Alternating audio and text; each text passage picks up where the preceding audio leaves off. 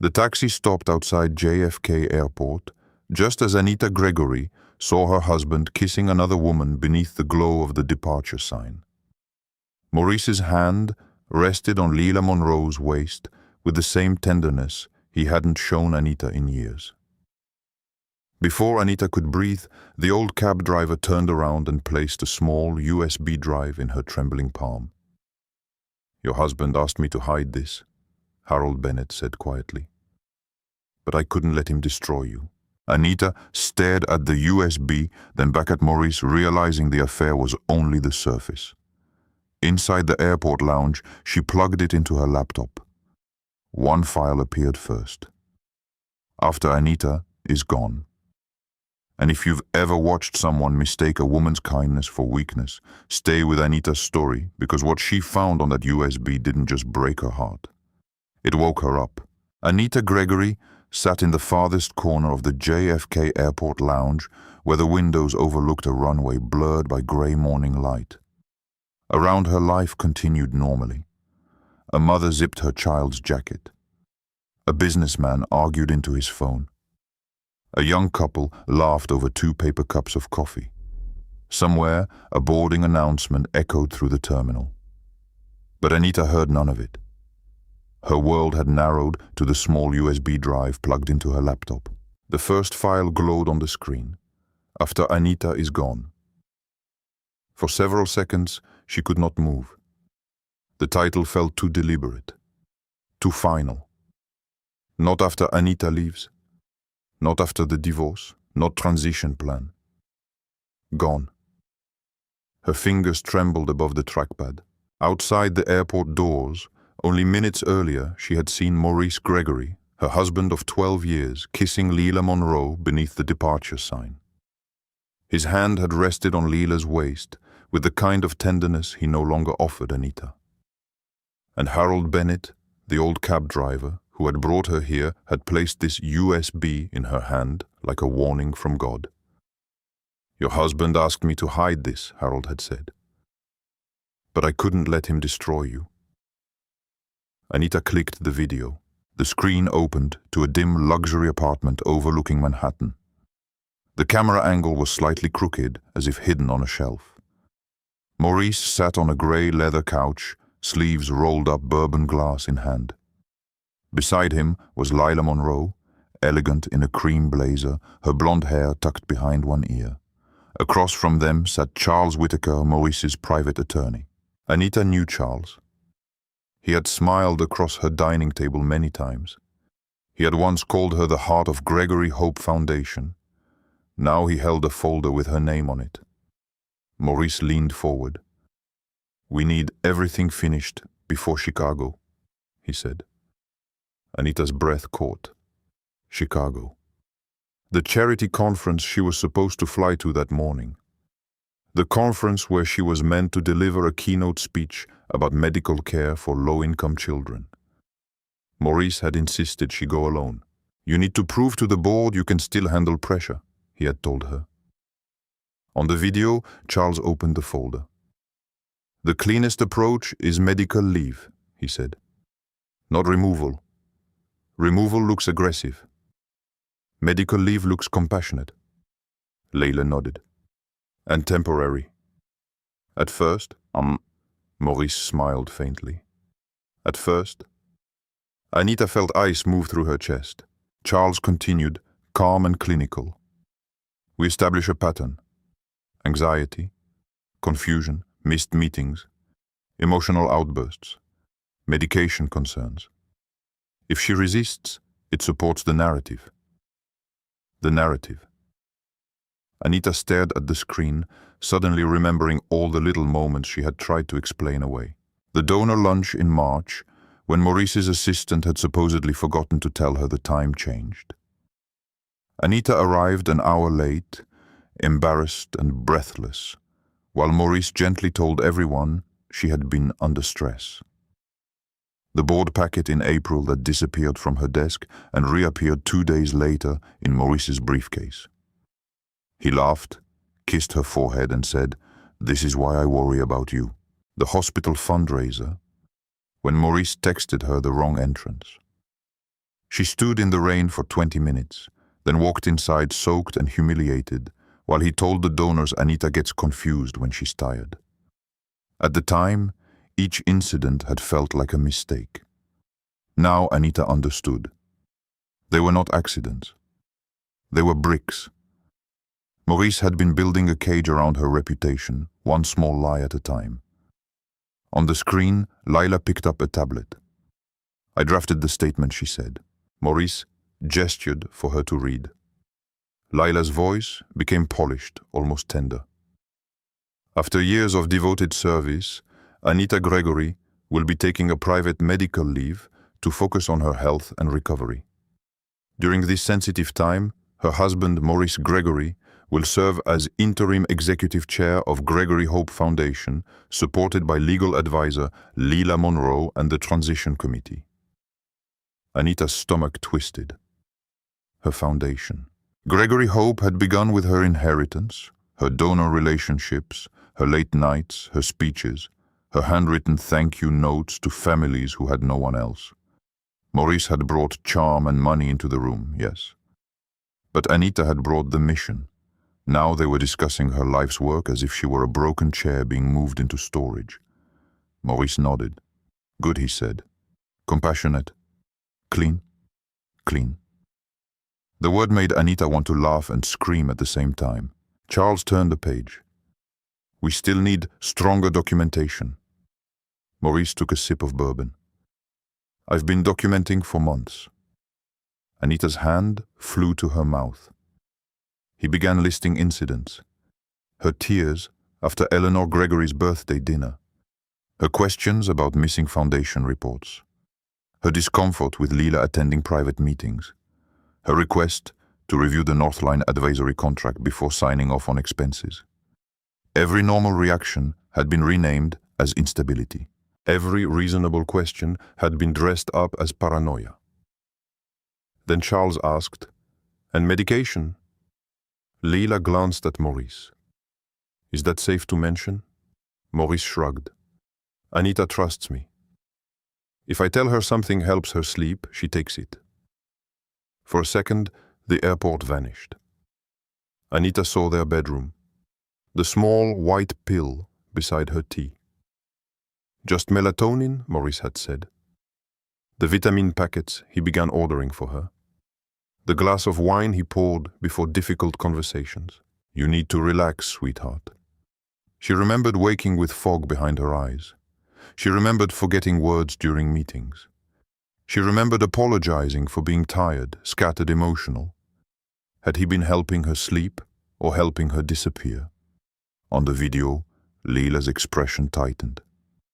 Maurice, we said this stays controlled. He smiled at her. Everything is controlled. That word struck Anita harder than the kiss outside the airport. Controlled. That was what her marriage had become. Not love, not partnership, not even disappointment. Control.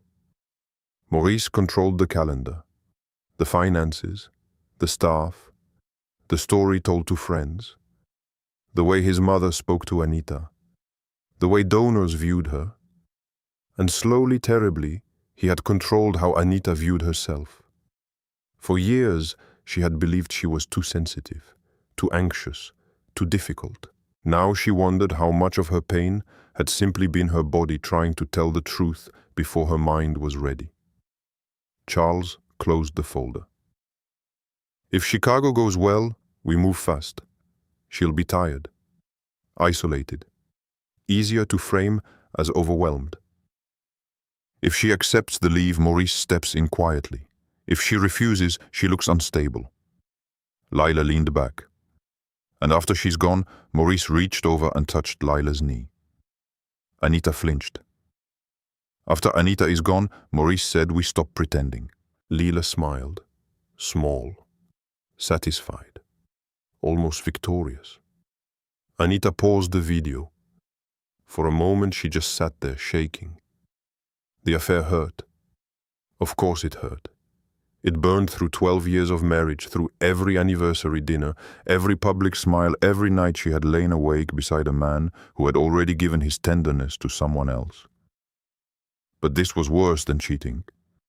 Maurice had not only betrayed her body and heart, he had invited another woman into the careful destruction of Anita's name.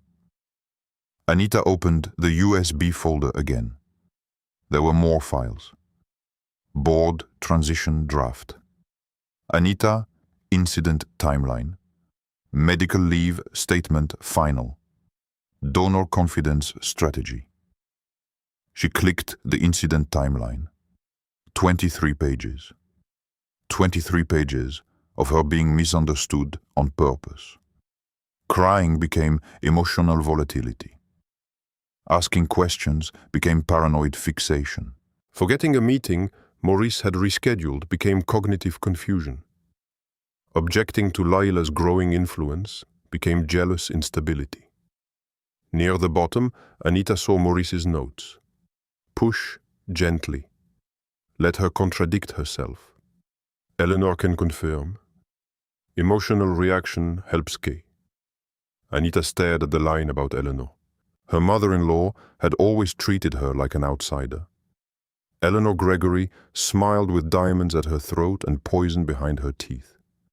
She often told Anita she was lucky Maurice had chosen a woman with such a modest background. But Anita had never imagined Eleanor would help destroy her. Or maybe she had. Maybe some part of Anita had always known. Her phone buzzed. Maurice. His name appeared on the screen with an old photo from happier years Maurice. Kissing her temple beside Lake Como Anita, smiling like a woman who believed she was safe. She did not answer. A text appeared. Where are you? Your gate is boarding. Don't make this harder than it needs to be. Anita looked at those words for a long time. Not, are you okay? Not, I love you. Not, did you make it safely through security? Don't make this harder. Another message came. Anita, answer me. For the first time in years, she did not obey the panic he created. She opened another file instead. The donor strategy document listed names of foundation supporters. Some were marked loyal to Maurice. Others were marked concerned about Anita. 3 were marked contact before announcement. At the bottom of the page, one sentence froze her completely. Once Anita is removed from active leadership, Northline Advisory Contract can proceed without further resistance. Northline Advisory. She knew that name. 2 months earlier, Anita had questioned a large consulting fee buried inside foundation expenses. Maurice told her she misunderstood. Financial language overwhelms you when you're tired, he had said. But Anita had not misunderstood. She had been right. Her eyes filled, but the tears did not fall. Something inside her was changing shape. Pain was still there. Betrayal too. But beneath them, a colder feeling was rising. Clarity. She returned to the folder list. Below the videos and legal drafts was one more folder. Life insurance / airport plan. Anita stopped breathing. The airport announcement called her flight number. Passengers stood. Bags rolled. Lives moved forward. But Anita Gregory sat frozen in the corner of the lounge, staring at a folder that suggested Maurice had planned more than humiliation. Her husband had not just prepared to replace her. He had prepared for a world where she was gone. This time, when Anita moved her hand to the trackpad, she was no longer shaking. She clicked. The folder opened with a soft click that felt louder than any airport announcement around her. Life insurance / airport plan. Anita Gregory stared at the screen, her hand resting on the laptop, as if the machine itself had become dangerous. For a few seconds, she could not bring herself to open anything inside. Her mind tried to reject the words. Life insurance. Airport plan. Together, they sounded less like paperwork and more like a confession waiting to be uncovered. Then Maurice's text flashed again on her phone. "Anita, where are you?" She turned the phone face down. For 12 years, she had responded to Maurice quickly, even when she was angry, even when she was hurt, even when she was in the middle of a meeting, a fundraiser, a hospital visit, a conversation with someone who needed her full attention. Maurice had trained her to treat his impatience like an emergency. Not anymore. She opened the first PDF. At the top was the name of a private insurance company she recognized from one of Maurice's business dinners. Beneath it was a policy summary. Insured Anita Marie Gregory. Primary beneficiary, Maurice Allen Gregory. Policy amount $8 million. The number did not look real. $8 million. Anita read the line again and again, waiting for it to rearrange itself into something less horrifying. It did not. Her eyes moved down the document. The policy had been issued 9 months earlier. Her signature appeared at the bottom. Only it was not her signature. It looked close. Close enough to fool someone who had never watched her sign hundreds of thank you letters after charity events. But Anita knew the angle of her own hand. She knew the way she crossed the T in Gregory, the slight upward curve in Anita. This was an imitation. A good one, but still a lie. Her throat tightened. 9 months ago, Maurice had taken her to dinner at a rooftop restaurant in Manhattan. He had ordered champagne, complimented her dress, and told her he wanted them to start fresh. Anita remembered feeling hopeful that night. She remembered signing a stack of financial housekeeping documents the next morning because Maurice said their estate planner needed routine updates. Had the life insurance paperwork been hidden in that stack? Had she signed something unknowingly? Or had he forged everything outright? She opened the next file. It was an email thread. Maurice's name appeared at the top along with Charles Whitaker and a doctor named Evan Carlisle. Anita knew Dr. Carlisle vaguely. He was a polished, silver-haired physician who attended expensive fundraisers and always spoke to Maurice as if they shared private jokes. Maurice had once suggested Anita see him for stress management, but she had refused. Something about the doctor's smile made her uncomfortable. The email subject line read, "Re, Anita Compliance Concerns." Anita's skin went cold. Dr. Carlisle had written, "If a spouse reports erratic sleep, emotional volatility, and resistance to recommended care, we can document concern without formal diagnosis. The key is consistency from family witnesses." Charles replied, "Would this support temporary removal from fiduciary responsibilities?" Dr. Carlisle answered potentially if paired with observable incidents and medication non-compliance. Medication non-compliance. Anita nearly laughed. How could she be non-compliant with medication she had never officially been prescribed? Then she remembered the little white pills. Just to help you sleep. The drops in her tea, all natural. The supplements Maurice ordered in amber bottles with expensive labels. "You're exhausted, sweetheart. Let me take care of you." Anita pressed her fingers against her temples. Care. How easily cruelty could disguise itself as care when spoken in the right voice. She opened a folder marked medication notes. Inside were photos, her bedside table, her teacup, a small pill organizer, a bottle with the label turned away from the camera, several notes written by Maurice.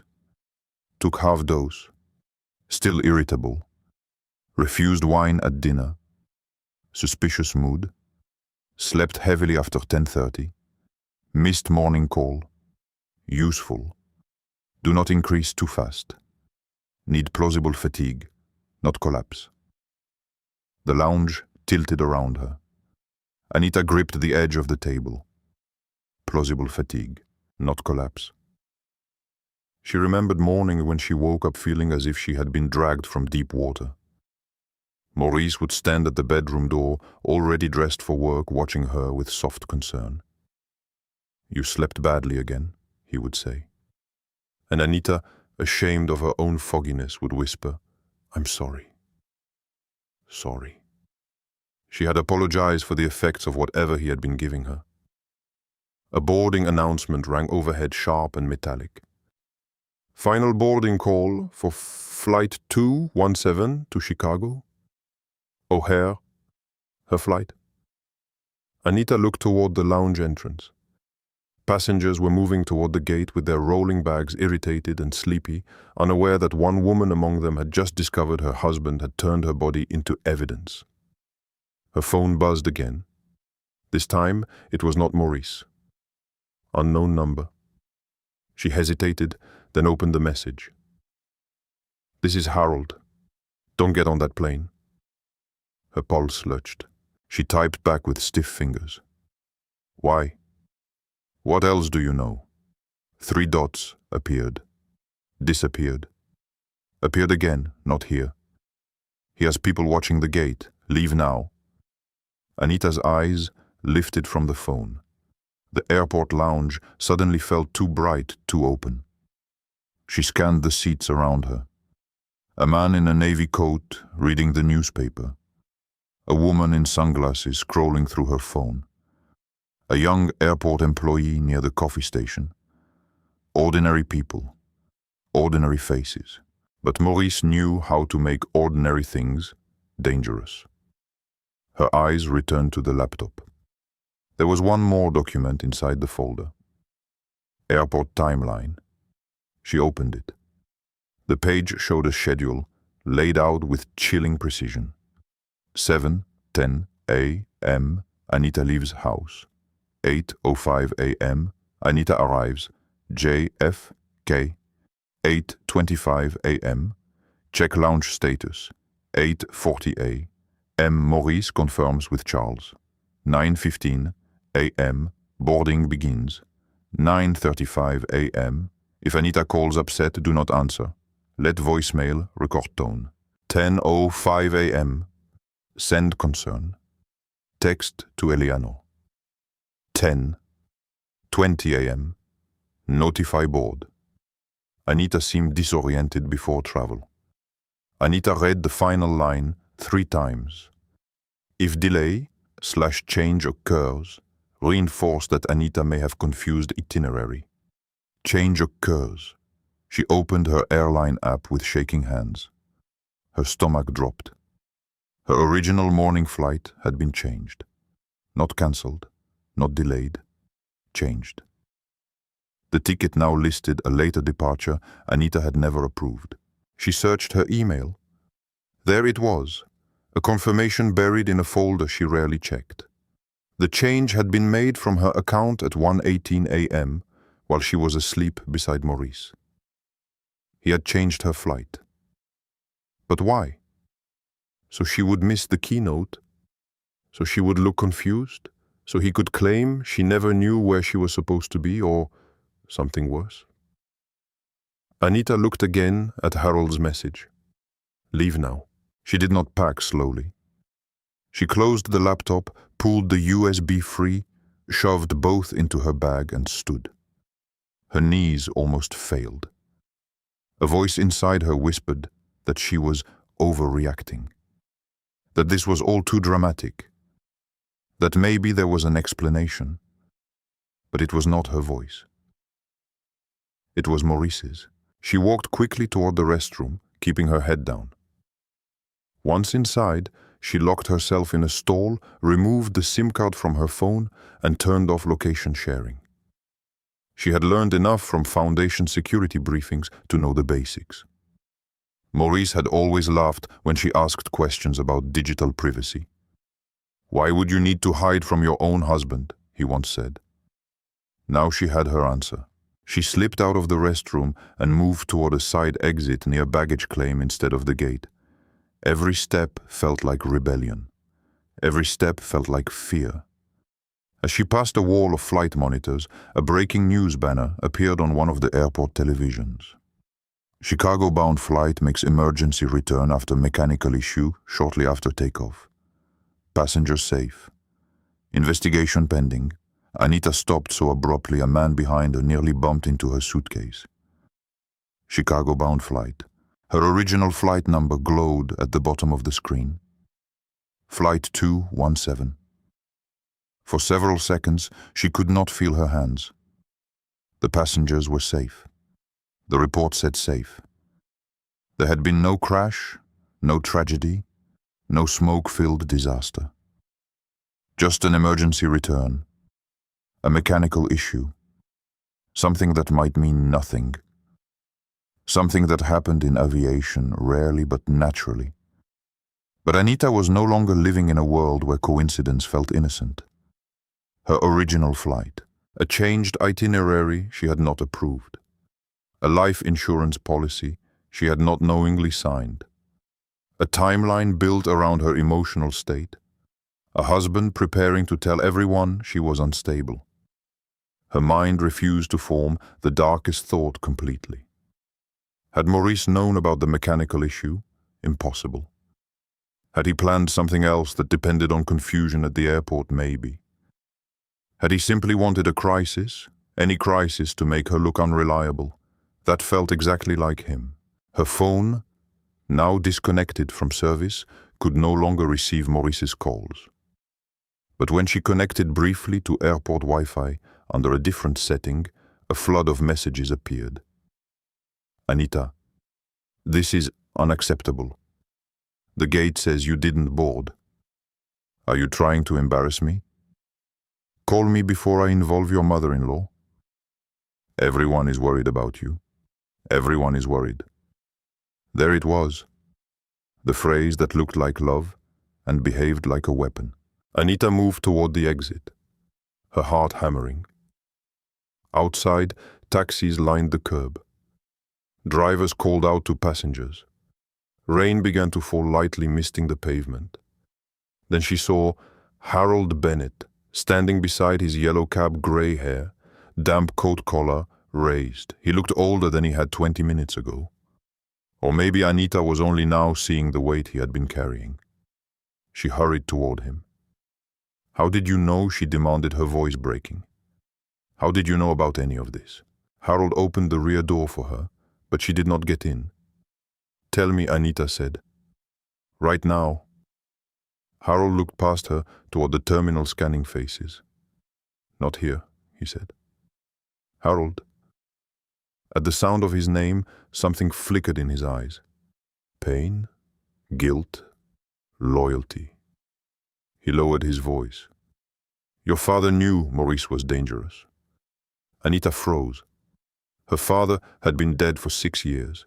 Robert Hayes had been the kind of man who remembered every waiter's name, who cried quietly at hospital fundraisers, who told Anita that kindness was only powerful when it had a spine. He had liked Maurice at first. Everyone had liked Maurice at first. What are you talking about? Anita whispered. Harold swallowed. Before your father passed, he asked me to watch over you if anything ever felt wrong. I didn't understand everything then. I do now.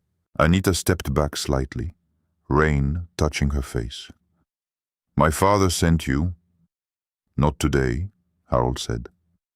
Today I came because Maurice asked me to hide that USB.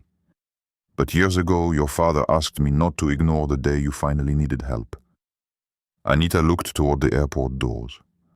Through the glass, people rushed toward flights, coffee meetings, vacations, lives that had not just split open. Her own phone began lighting again through Wi-Fi notifications. Maurice was still trying to reach her, still trying to locate her, still trying to pull her back into the story he had written. Harold held the cab door open.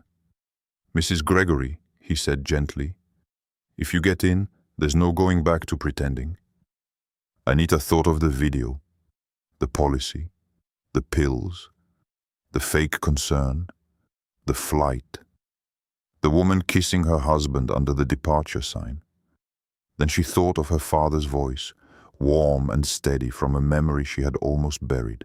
Kindness needs a spine, Annie. Anita got into the cab. Harold shut the door behind her. As the taxi pulled away from JFK, Anita turned once and looked back at the terminal. Somewhere behind those glass walls, Maurice Gregory still believed he was hunting a fragile woman. He had no idea she had just stopped running from the truth. Rain streaked across the taxi windows as Harold Bennett drove through Queens in silence. Anita Gregory sat in the back seat, clutching her bag against her chest like armor. The USB drive felt heavier now, as though the truth inside it had physical weight. Her phone remained face down beside her, still vibrating every few minutes from Maurice's unanswered messages. Neither of them spoke for nearly 20 minutes. Outside, New York blurred past in wet gray smears. Traffic lights, crowded sidewalks, delivery trucks, people rushing beneath umbrellas. Ordinary life continued, while Anita felt like she had fallen through a crack beneath it. Finally, Harold glanced at her through the rearview mirror. "There's a hotel near Long Island City," he said quietly. "No Gregory accounts, no board members, no reporters." Anita nodded faintly. Right now, anonymity sounded more luxurious than any penthouse Maurice had ever bought. The hotel was small, but clean, tucked between a pharmacy and a laundromat. No marble lobby, no chandeliers, no smiling staff who recognized her from charity galas. Perfect. Harold carried her suitcase inside without asking. At the front desk, Anita used her maiden name for the first time in 12 years. "Anita Hayes," she said. The words startled her. Not because they felt wrong, because they still felt like her. Inside the room, silence wrapped around her immediately. Beige walls, cheap coffee packets, a narrow bed, rain tapping against the window air conditioner. Nothing expensive, nothing curated, nothing Maurice had chosen. For the first time in years, Anita entered a room that carried none of her husband's fingerprints. Harold set her suitcase beside the bed. "You should rest," he said gently. Anita almost laughed. Rest. How could she rest now that her entire marriage had become evidence? "Why did my father trust you?" she asked suddenly. Harold hesitated before sitting carefully in the chair near the window. "I drove for your father for nearly 15 years, he said. "Robert Hayes was a good man. One of the last rich men I ever met who looked janitors in the eye." Anita swallowed hard. That sounded exactly like her father. Harold continued. He liked Maurice in the beginning. Everybody did. Maurice knew how to make people feel chosen. Anita looked away. Yes. That had been Maurice's gift. He didn't seduce with passion. He seduced with attention. He studied people carefully, learned what they lacked, then became the person who filled the empty space. For Anita, he had become safety after her mother died. For donors, he became vision. For investors, certainty. For Lila Monroe, probably ambition. Harold folded his hands slowly. "But your father started noticing things," he said. "Small things at first. What things he noticed Maurice always corrected you in public. Quietly. Like a joke nobody else heard." Harold's jaw tightened. "He noticed you apologized too much." Anita felt something break softly inside her chest. Because that was true. She had apologized for years. Sorry for speaking too directly. Sorry for forgetting things. Sorry for embarrassing Maurice. Sorry for asking questions during board meetings. Sorry for crying after Eleanor Gregory humiliated her at family dinners. Sorry. Sorry. Sorry, like she had spent her marriage begging forgiveness for existing too loudly. Harold continued carefully. "Your father once told me something after a fundraiser. He said, Maurice loves Anita very much when she's agreeing with him." Anita closed her eyes. That sentence hurt because it explained everything. Maurice loved her kindness, her loyalty, her warmth, her willingness to smooth over conflict. But the moment she resisted him, even gently, he treated her like a problem to manage. Harold stood. "I'll stay nearby tonight," he said. "Just in case." Harold, Anita whispered before he reached the door. He turned. Thank you. His expression softened with sadness. Don't thank me yet, he said quietly. You still don't know everything. Then he left. The room felt colder after the door shut. Anita sat on the bed for several minutes without moving before finally reopening the laptop. Her hands no longer trembled as badly. Shock was beginning to harden into focus. She opened the financial files from the USB spreadsheets filled the screen. Foundation accounts, transfers, vendor contracts, donation records. At first glance, everything looked legitimate. Gregory Hope Foundation had always been praised for transparency. But Anita knew numbers. Before marrying Maurice, she had worked as a financial consultant in Boston. She used to love spreadsheets, forecasting models, clean accounting structures. Maurice often joked that she was the only woman alive who found comfort in tax law. Over time, she stopped reviewing details personally because Maurice insisted they had professionals for that now. You work too hard, he used to tell her. Trust me, trust me. God. Anita zoomed in on several transactions tied to Northline Advisory, consulting fees, legal review expenses, strategic development payments, large amounts, very large amounts, transferred in carefully spaced intervals. She opened another file and found ownership documents hidden behind layers of LLCs. The deeper she looked, the sicker she felt. Northline Advisory connected back to a private investment group, one tied to Morris, and another tied to Lila Monroe. Anita leaned back slowly. The affair suddenly made horrifying sense. Lila had not entered Maurice's life after the business arrangement. The business arrangement had probably been the beginning of the affair.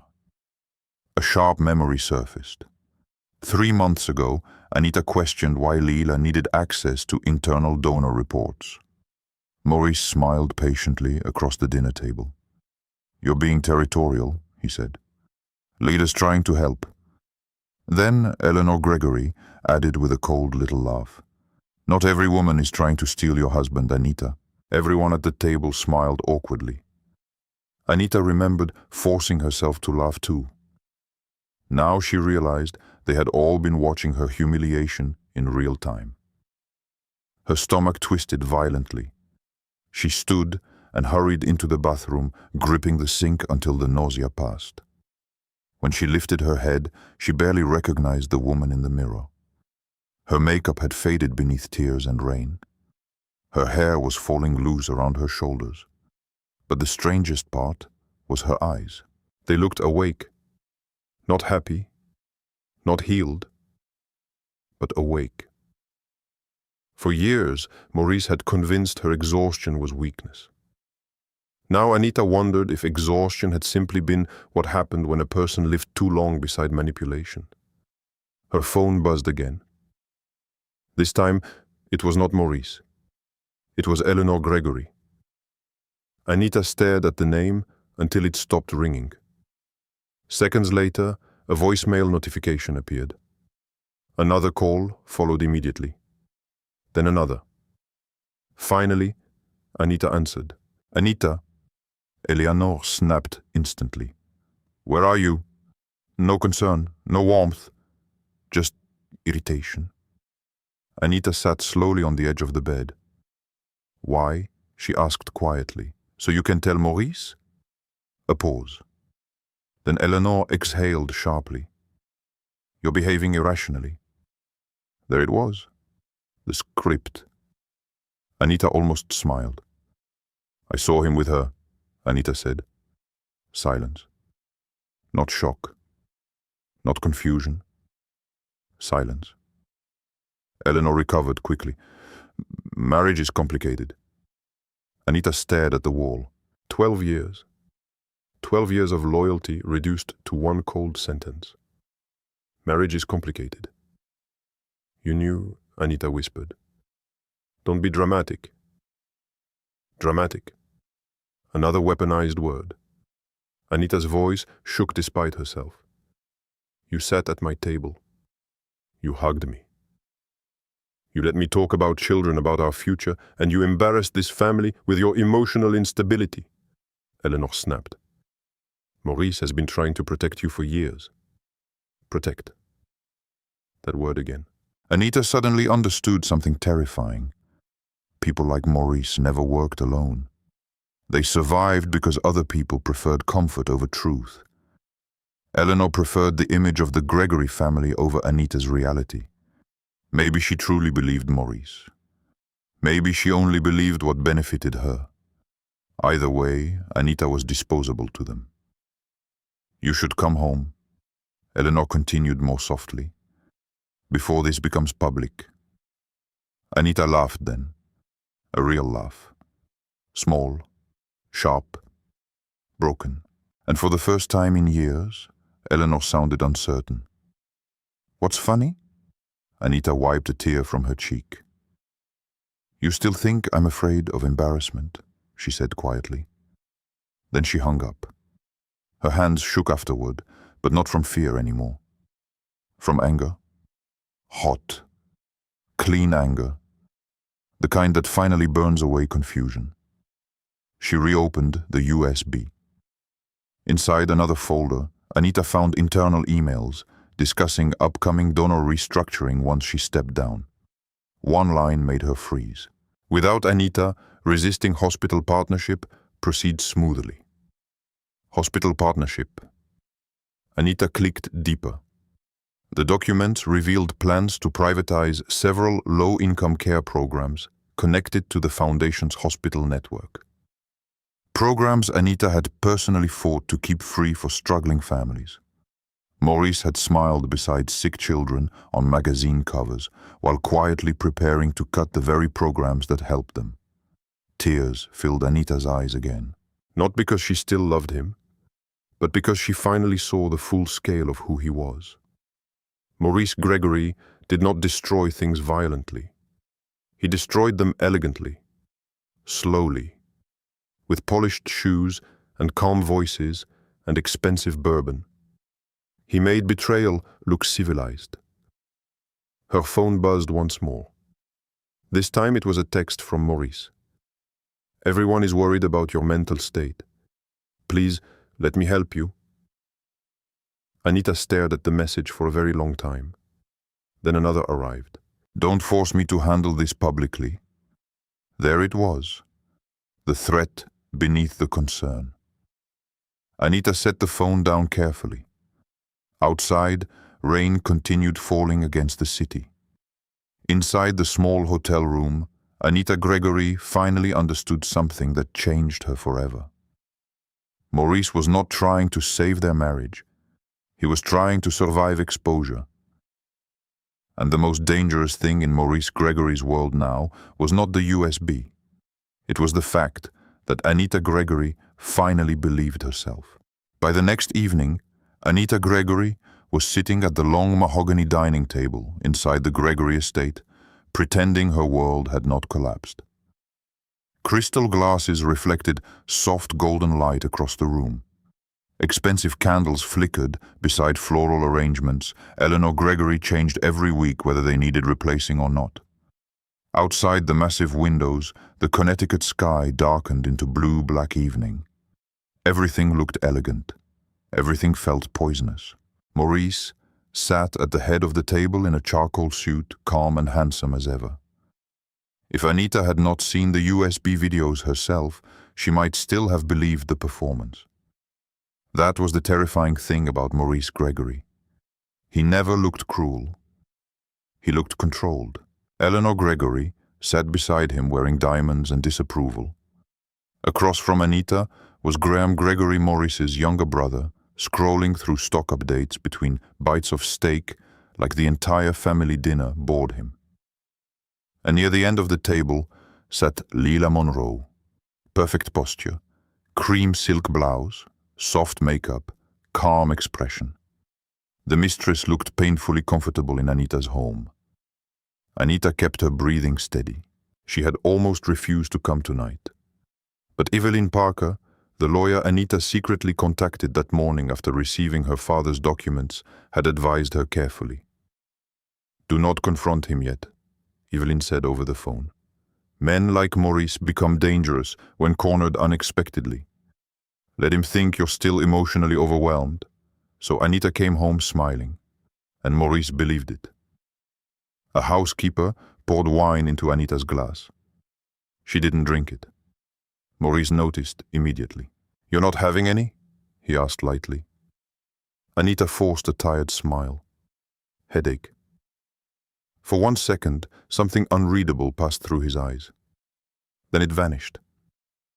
"You should rest more," he said gently, loud enough for everyone to hear. There it was again. Concern as performance. Eleanor sighed dramatically. Stress affects women differently at Anita's age. Anita almost laughed. She was 38, not 80, but in Eleanor's world, any woman who became inconvenient was suddenly fragile, unstable, aging, emotional, difficult. Maurice cut into his steak calmly. "We're all worried about you," he said. Leela lowered her eyes sympathetically, playing her role perfectly. Anita looked at her carefully. How many times had this woman sat beside Maurice, discussing Anita's decline while smiling politely at foundation events? How many private jokes had they shared while Anita thanked donors and held charity babies for photographs? The humiliation burned hotter tonight because Anita finally understood she had been the only person at this table living inside the lie. Graham leaned back in his chair. "You missed quite a scene at the office today," he said casually. "Board members are nervous." Maurice shot him a warning look. "What Graham means," Maurice corrected smoothly, "is that everyone's concerned about the pressure you've been under." Concerned? Always concerned? Never honest? Anita folded her napkin carefully in her lap to stop her hands from shaking. "I'm managing," she said quietly. Eleanor exchanged a glance with Maurice. That glance infuriated Anita more than any insult, because it carried silent communication, shared strategy, familiarity. Like Anita was no longer family discussion. She was case discussion. Lila finally spoke. "We all admire how much you've sacrificed for Gregory Hope Foundation," she said softly. "But burnout is serious." Anita looked directly at her. "You sound very invested in the foundation." A tiny pause. Then Lila smiled. "I care deeply about the mission." "No, you care deeply about Maurice. And the money. And the power." Anita wanted to scream it across the table. Instead, she picked up her water glass calmly. Maurice stepped in before silence became dangerous. "Actually," he said warmly, "that's something I wanted to discuss tonight. Here it comes." Anita already knew from the USB what this dinner truly was. Not family time. An intervention. Charles Whitaker arrived precisely then, as if summoned on cue. The attorney entered carrying a leather portfolio and apologizing theatrically for being late. Anita felt sick. Even this was staged. Charles sat beside Graham and offered Anita a sympathetic smile. "How are you holding up?" he asked. "Like you haven't been helping destroy me for months." "I'm fine," Anita answered. Charles opened the portfolio. "Well," he said carefully, "we've prepared a temporary structure to ease some pressure off your shoulders." Maurice reached across the table, touching Anita's wrist softly. "You don't have to carry everything anymore." His skin against hers nearly made her flinch, not because she still loved him, because she finally saw the manipulation clearly. The gentle voice, the public affection, the calm eyes. Maurice weaponized softness better than most men weaponized anger. Charles slid several documents across the table. Anita looked down slowly. Voluntary leave agreement.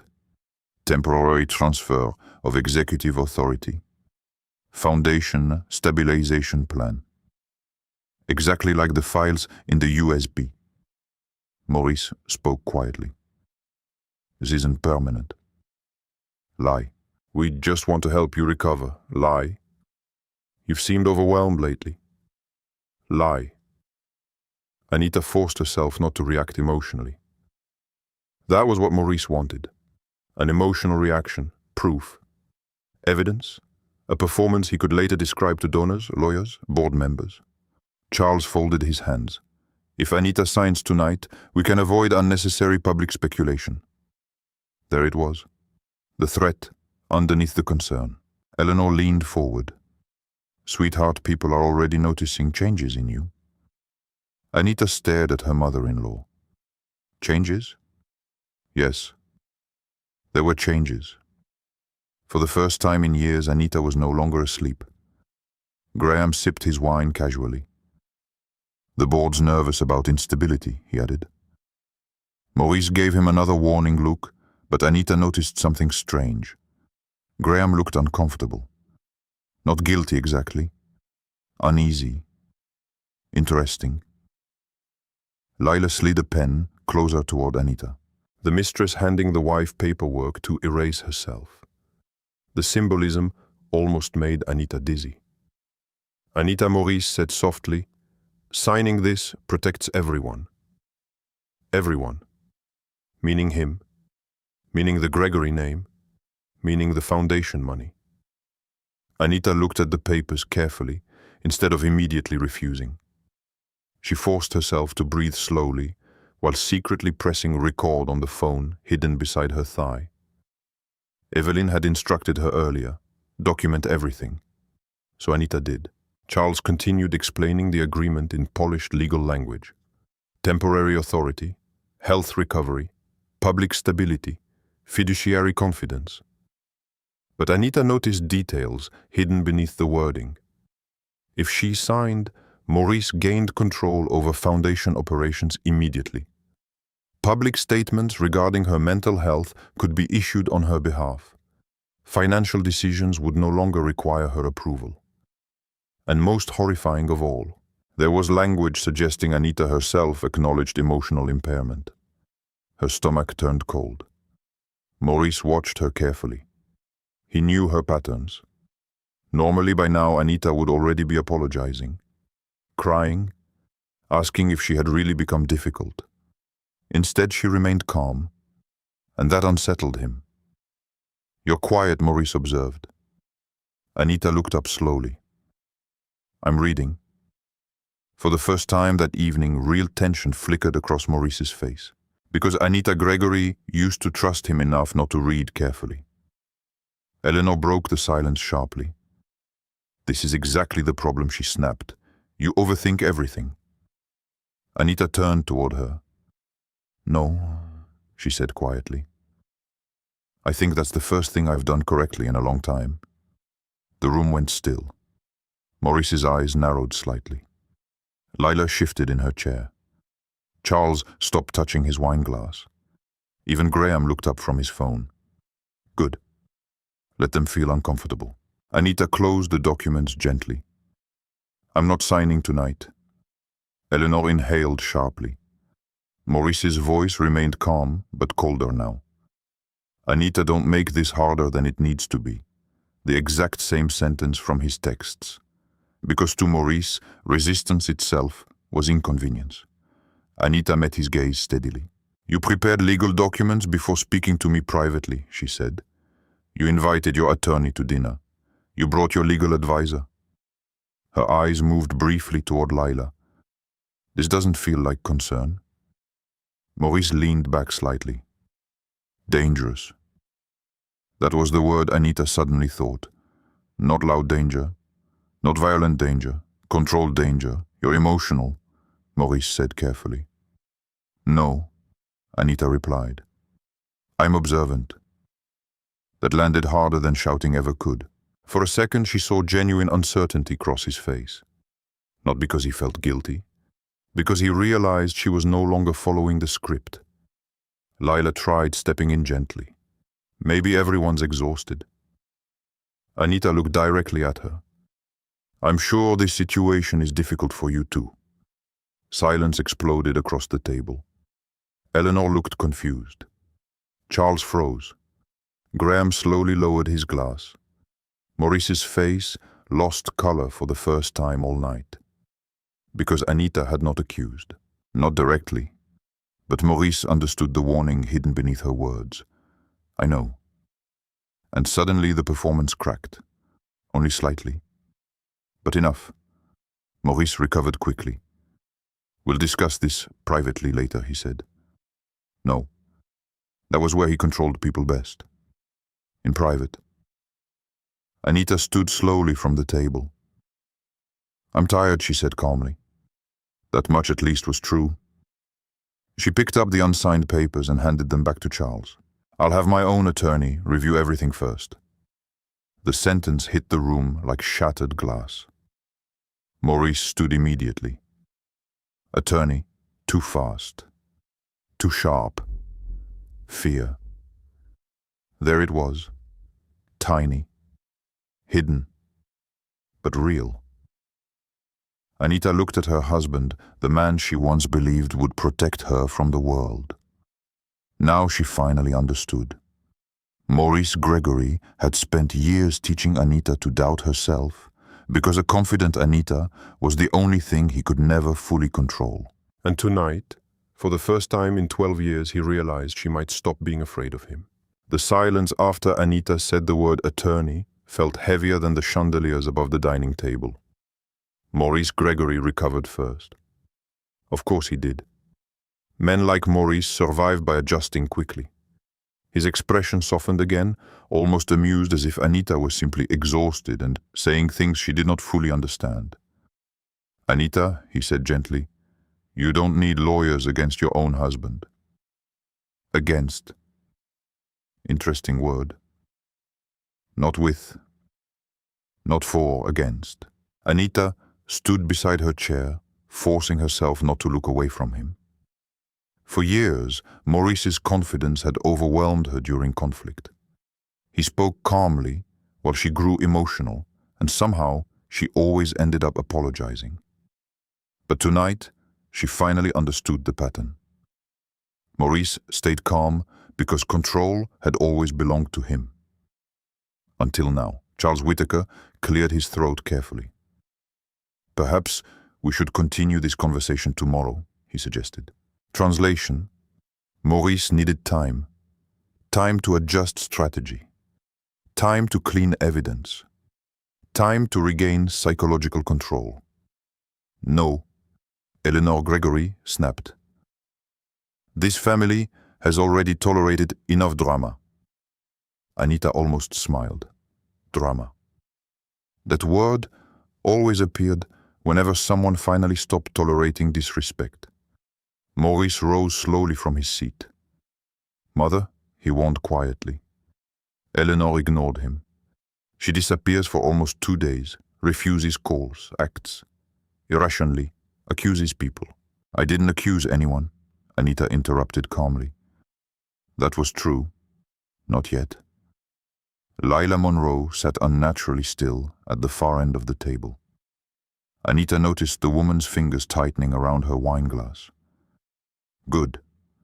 Let her feel nervous too. Maurice stepped closer toward Anita. You're overwhelmed, he said softly enough that only she could hear. Let me help you before this spirals. There it was again. The script. You're unstable. You're overwhelmed. You're confused. Let me control the situation. Anita looked into his eyes and suddenly remembered the first time they met. A charity auction in Boston. Maurice had made her laugh that night. Really laugh. He listened carefully when she spoke about healthcare access and non-profit reform. Most wealthy men flirted with her beauty first. Maurice flirted with her mind. That was why she fell in love with him. Or at least the version of him he created for her. Now she wondered if the real Maurice had ever existed at all. I'm going upstairs, Anita said quietly. Maurice's jaw tightened slightly. We're not finished. No, Anita replied. You're just losing control of the conversation. For the first time in years, she saw something dangerous flash across his face. Not anger exactly, fear. Then it disappeared beneath another smooth smile. "You're tired," he said for the room to hear. "Get some sleep," like a doctor dismissing a patient, like a man already rehearsing the story he would tell later.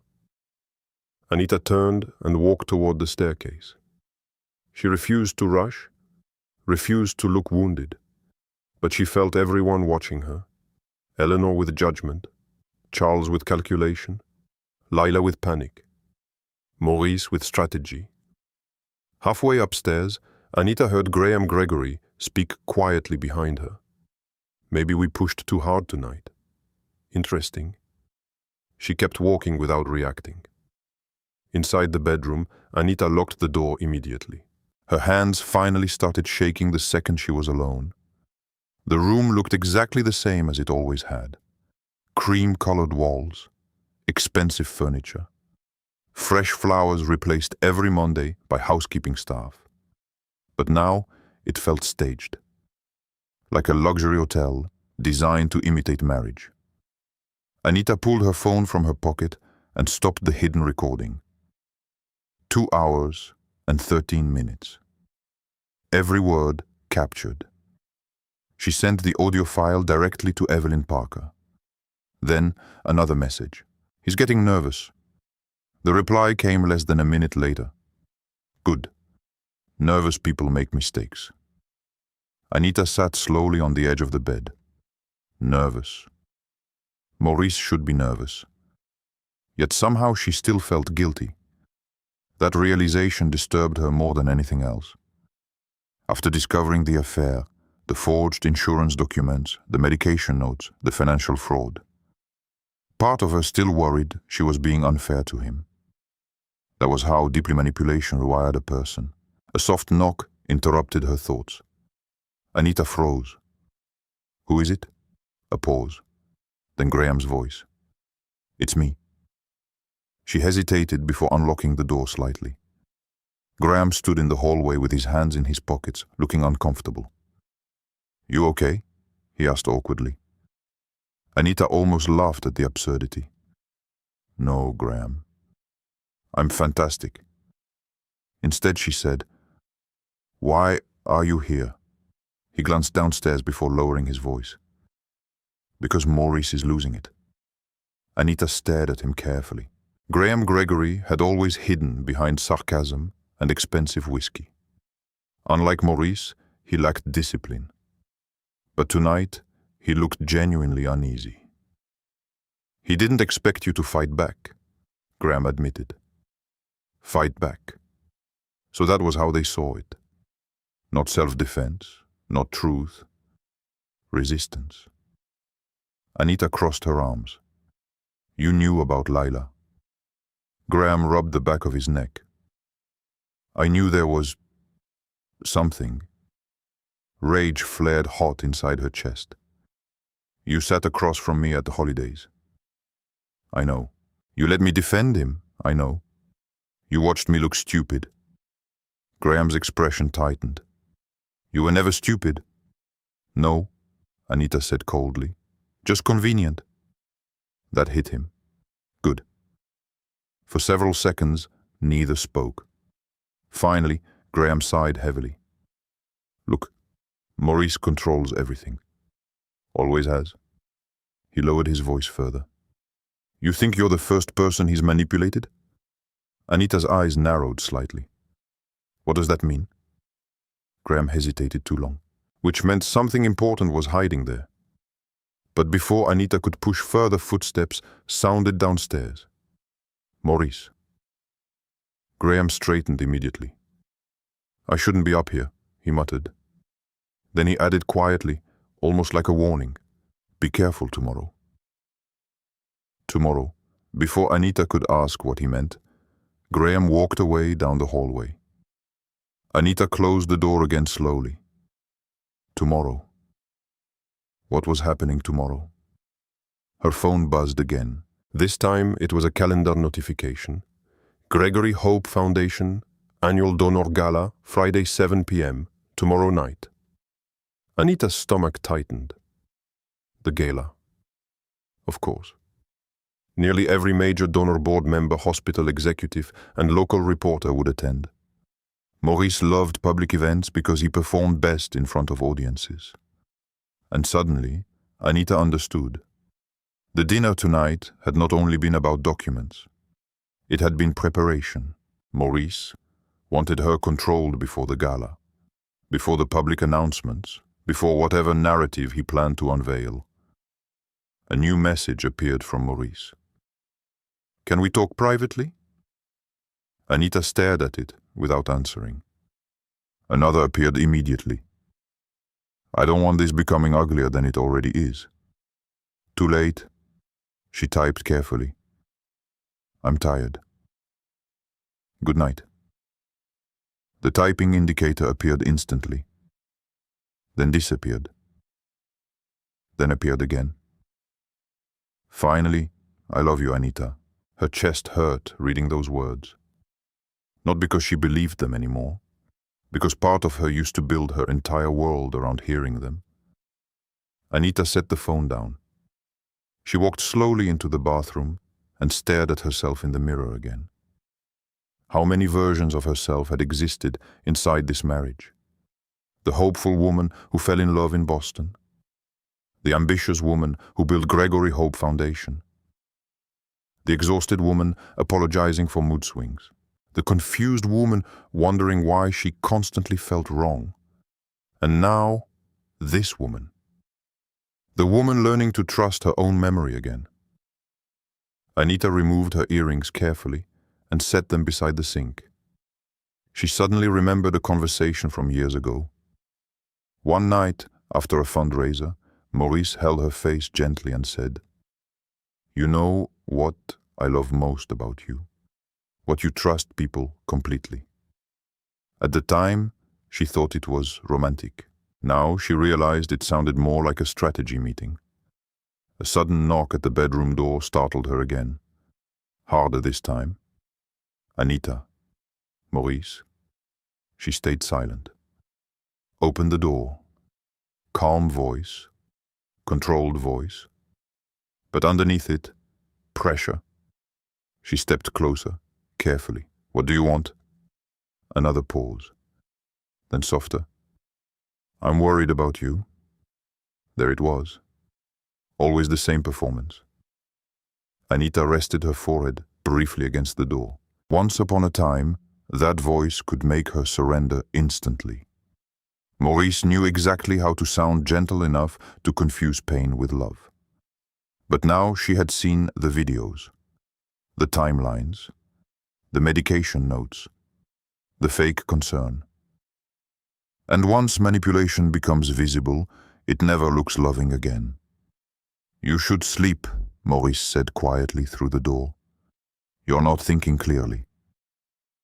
Anita closed her eyes.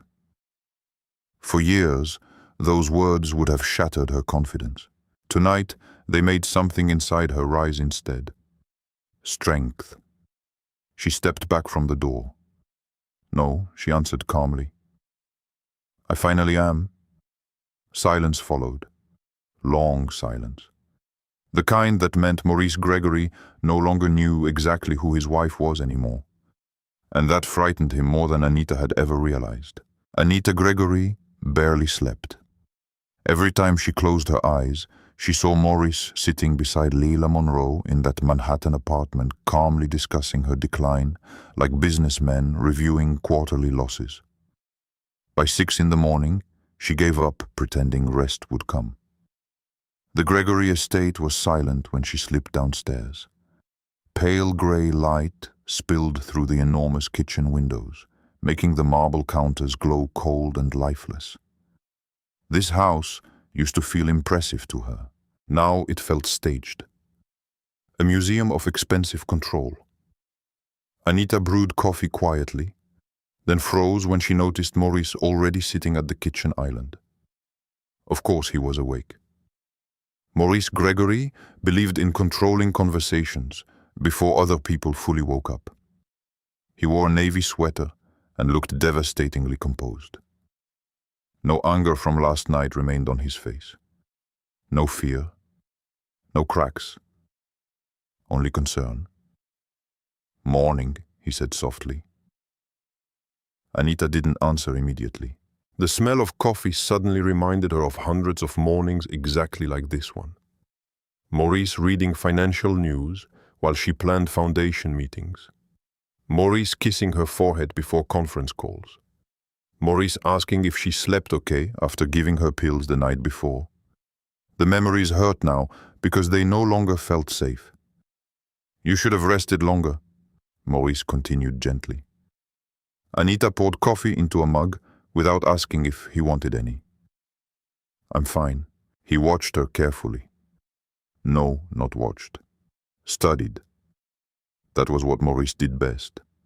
He monitored emotional shifts like market trends. You scared everyone yesterday, he said. Everyone. Always everyone. Never himself.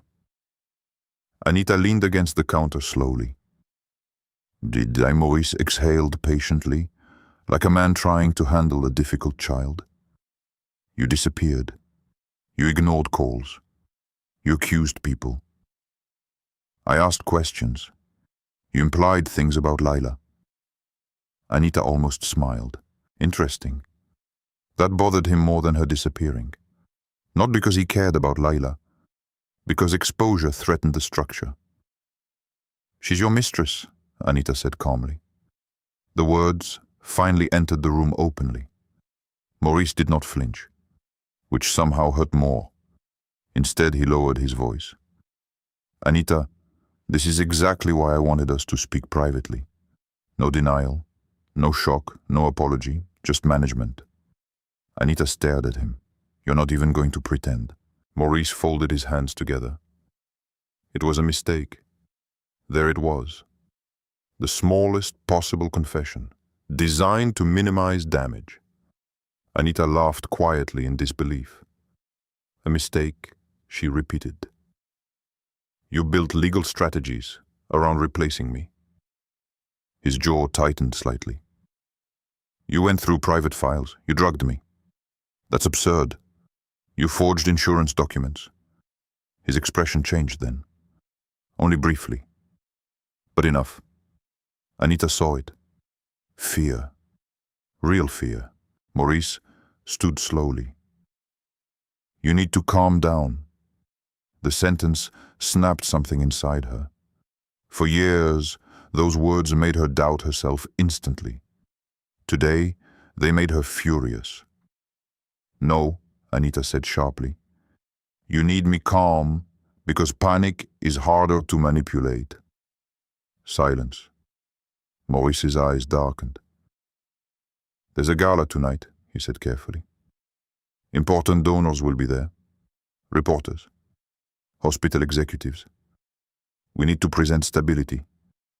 We, as if they were still partners. Anita crossed her arms. And what exactly is your plan? Introduce me as emotionally exhausted before replacing me publicly. His silence answered her. God. He really intended to do it tonight. Maurice stepped closer. You're making assumptions based on partial information. You created a timeline for my emotional collapse. You misunderstood documents. You told the doctor I was unstable. I was worried about you. You told people I couldn't lead. Because lately you haven't been yourself. Anita stared at him in disbelief. Even now.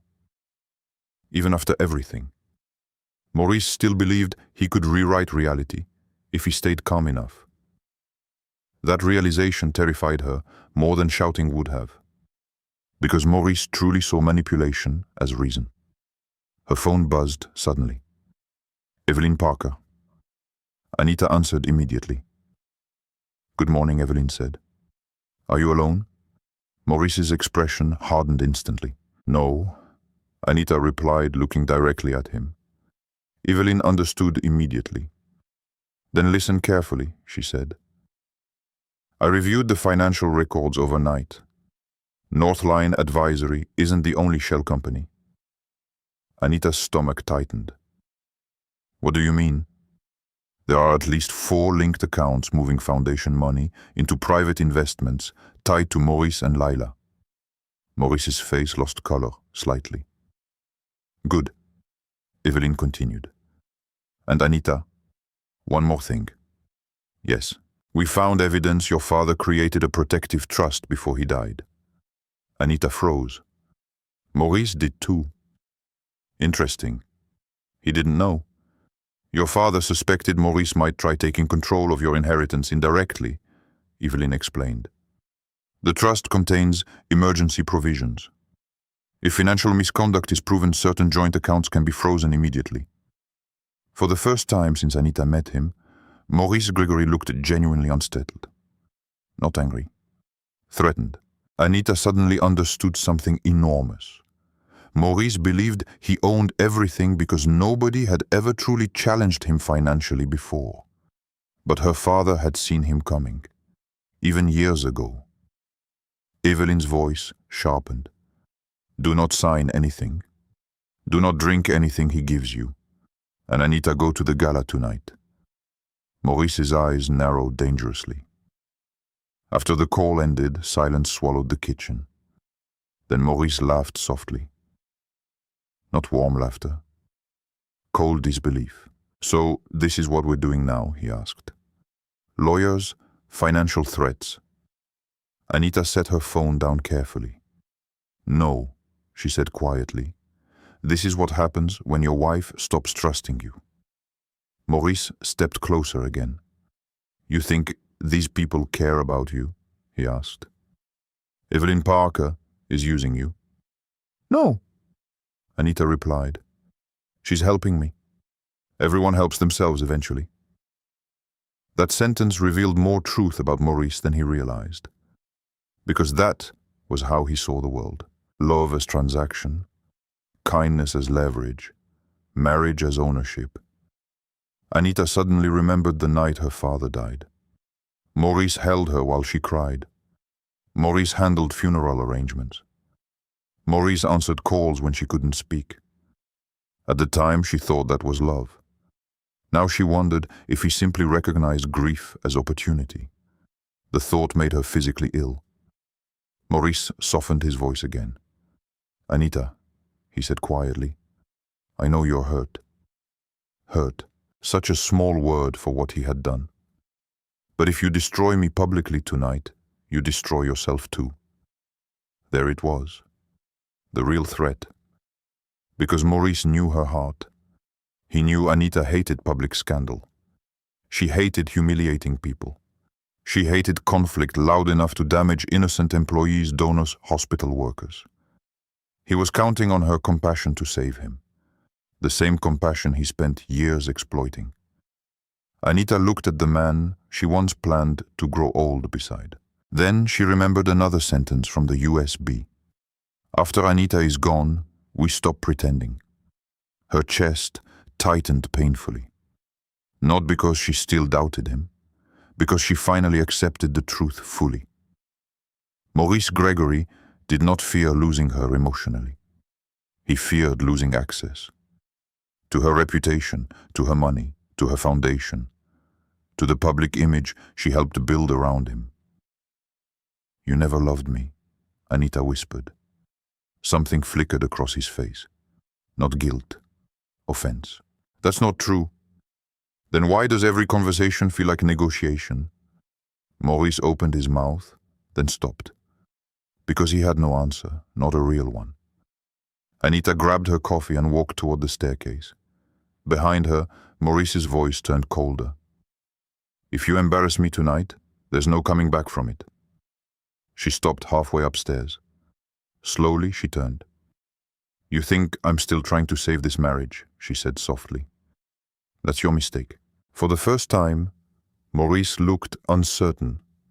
Not because he feared divorce, because he sensed something worse.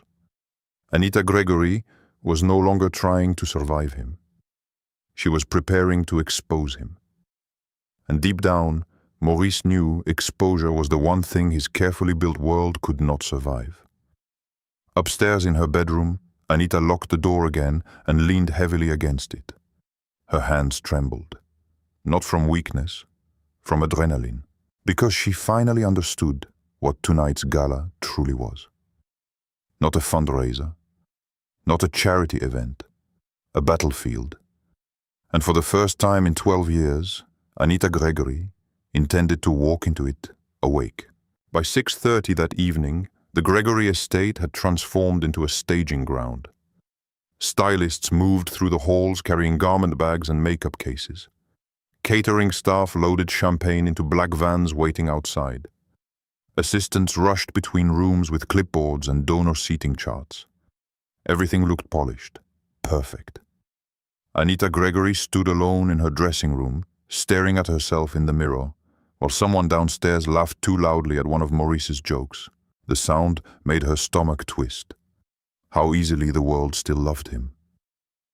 On the bed behind her lay 2 dresses. One had been selected by Maurice's assistant earlier that afternoon, a pale silver gown that made Anita look soft, delicate, almost fragile. The second dress Anita bought herself years ago and never wore. Black silk, sharp neckline, elegant without apology. She chose the black dress. For the first time in years, she wanted to look like herself, instead of Maurice's idea of a graceful wife. Her phone buzzed. Evelyn Parker. "Tell me you're wearing something intimidating," Evelyn said immediately. Despite everything, Anita smiled faintly. "Black. Good. Men like Maurice fear women who stop looking apologetic." Anita sat slowly at the vanity table. "I'm terrified," she admitted quietly. There was a pause. "That's normal," Evelyn said. "Courage isn't the absence of fear. It's deciding something matters more than fear." Anita closed her eyes briefly. "I keep thinking maybe I should walk away quietly." "No," Evelyn said sharply. "That's what he's counting on." Anita knew she was right. Maurice understood her compassion better than anyone. He knew Anita would rather hurt privately than publicly embarrass another person. He had depended on that instinct for years. But protecting Maurice now would not be kindness. It would be surrender. Evelyn continued. Maya finished tracing the accounts. Maya Ellis, the forensic accountant Evelyn hired. And Anita asked. They moved over $3 million through shell companies tied to Northline Advisory. Anita's breath caught. 3 million.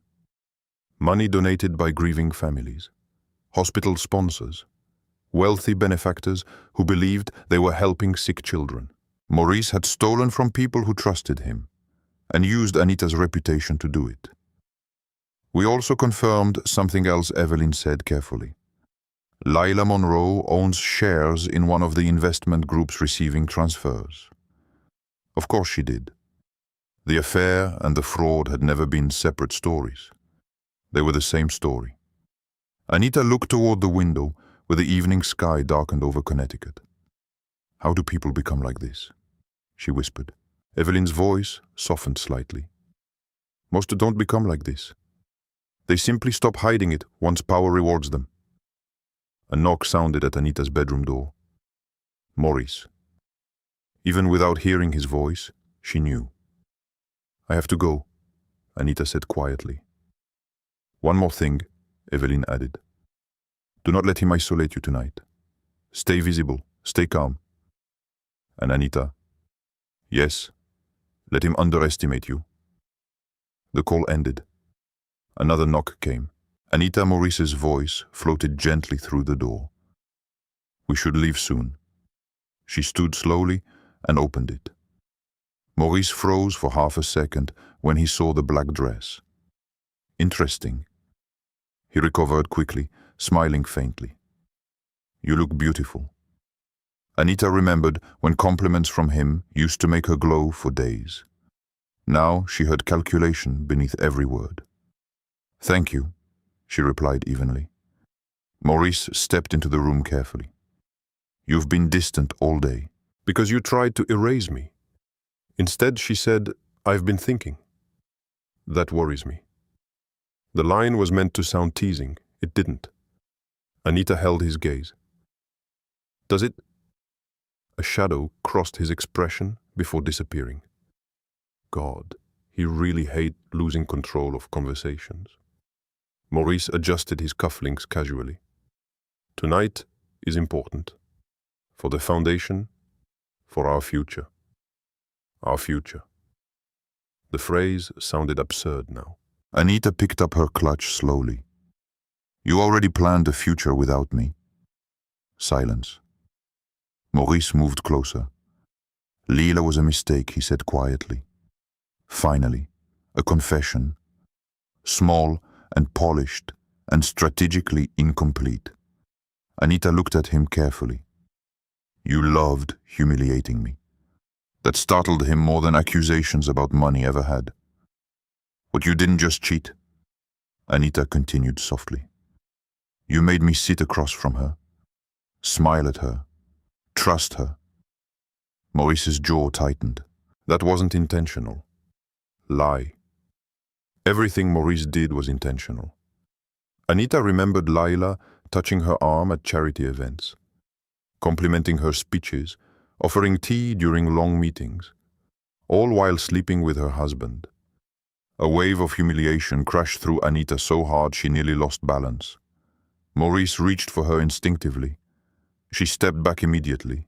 The movement hit him harder than words. For years, Anita moved toward him automatically. Tonight she recoiled. Something dangerous flickered behind his eyes. Not sadness. Injury to ego. You're making this uglier than it has to be, he said quietly. There it was again. His favorite phrase. Translation, stop resisting. Anita suddenly felt exhausted. Not weak. Exhausted from finally seeing how every conversation with Maurice bent toward the same outcome: submission disguised as peace. Downstairs, a car horn sounded outside. The gala transportation had arrived. Maurice straightened his jacket. Whatever happens tonight, he said carefully, remember that public scandals destroy everyone involved. Threat. Always hidden inside elegance. Anita smiled faintly. That sounds less like concern and more like fear. For the first time, Maurice didn't answer immediately. Good. Let him feel uncertain. The ballroom hosting the Gregory Hope Foundation Gala glowed like a jewel against the Manhattan skyline. Crystal chandeliers, white orchids, string quartet music floating through the enormous room. Reporters clustered near the entrance taking photos as donors and executives arrived in designer gowns and tuxedos. Anita stepped out of the car beside Maurice with cameras flashing instantly. For years, this had been her world. Now it felt like enemy territory.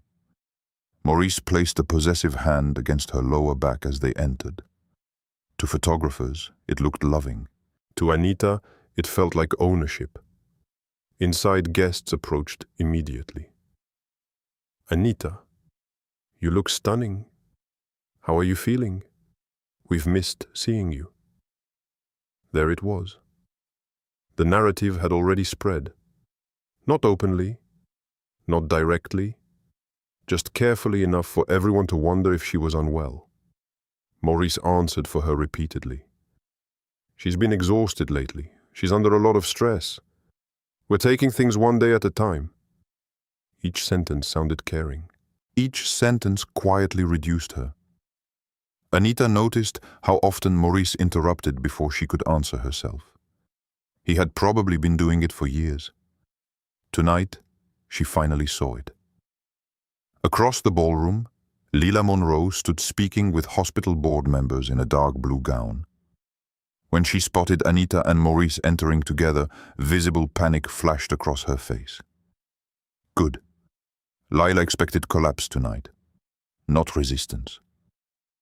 As Anita moved through the ballroom, whispers followed her, concerned smiles, pitying glances. People already believed Maurice's version of her. That realization hurt more than she expected. Because Anita had spent years building relationships here, and all Maurice needed was suggestion. A hand touched Anita's arm gently. She turned. Nora Caldwell, an investigative journalist Anita recognized from non-profit events. Mrs. Gregory. Nora said carefully, "Can we speak later tonight?" Anita's pulse quickened slightly. Evelyn worked faster than expected. Before Anita could respond, Maurice appeared instantly beside her. "Nora," he said warmly, always chasing stories. Nora smiled professionally. Occupational hazard. Maurice's hand tightened slightly on Anita's back. Protective to outsiders, controlling to her. Nora looked between them calmly. "I hope Anita's doing better," she said deliberately. Maurice answered before Anita could. "She's recovering." Recovering. From what? Being betrayed. Drugged, erased. Anita smiled suddenly.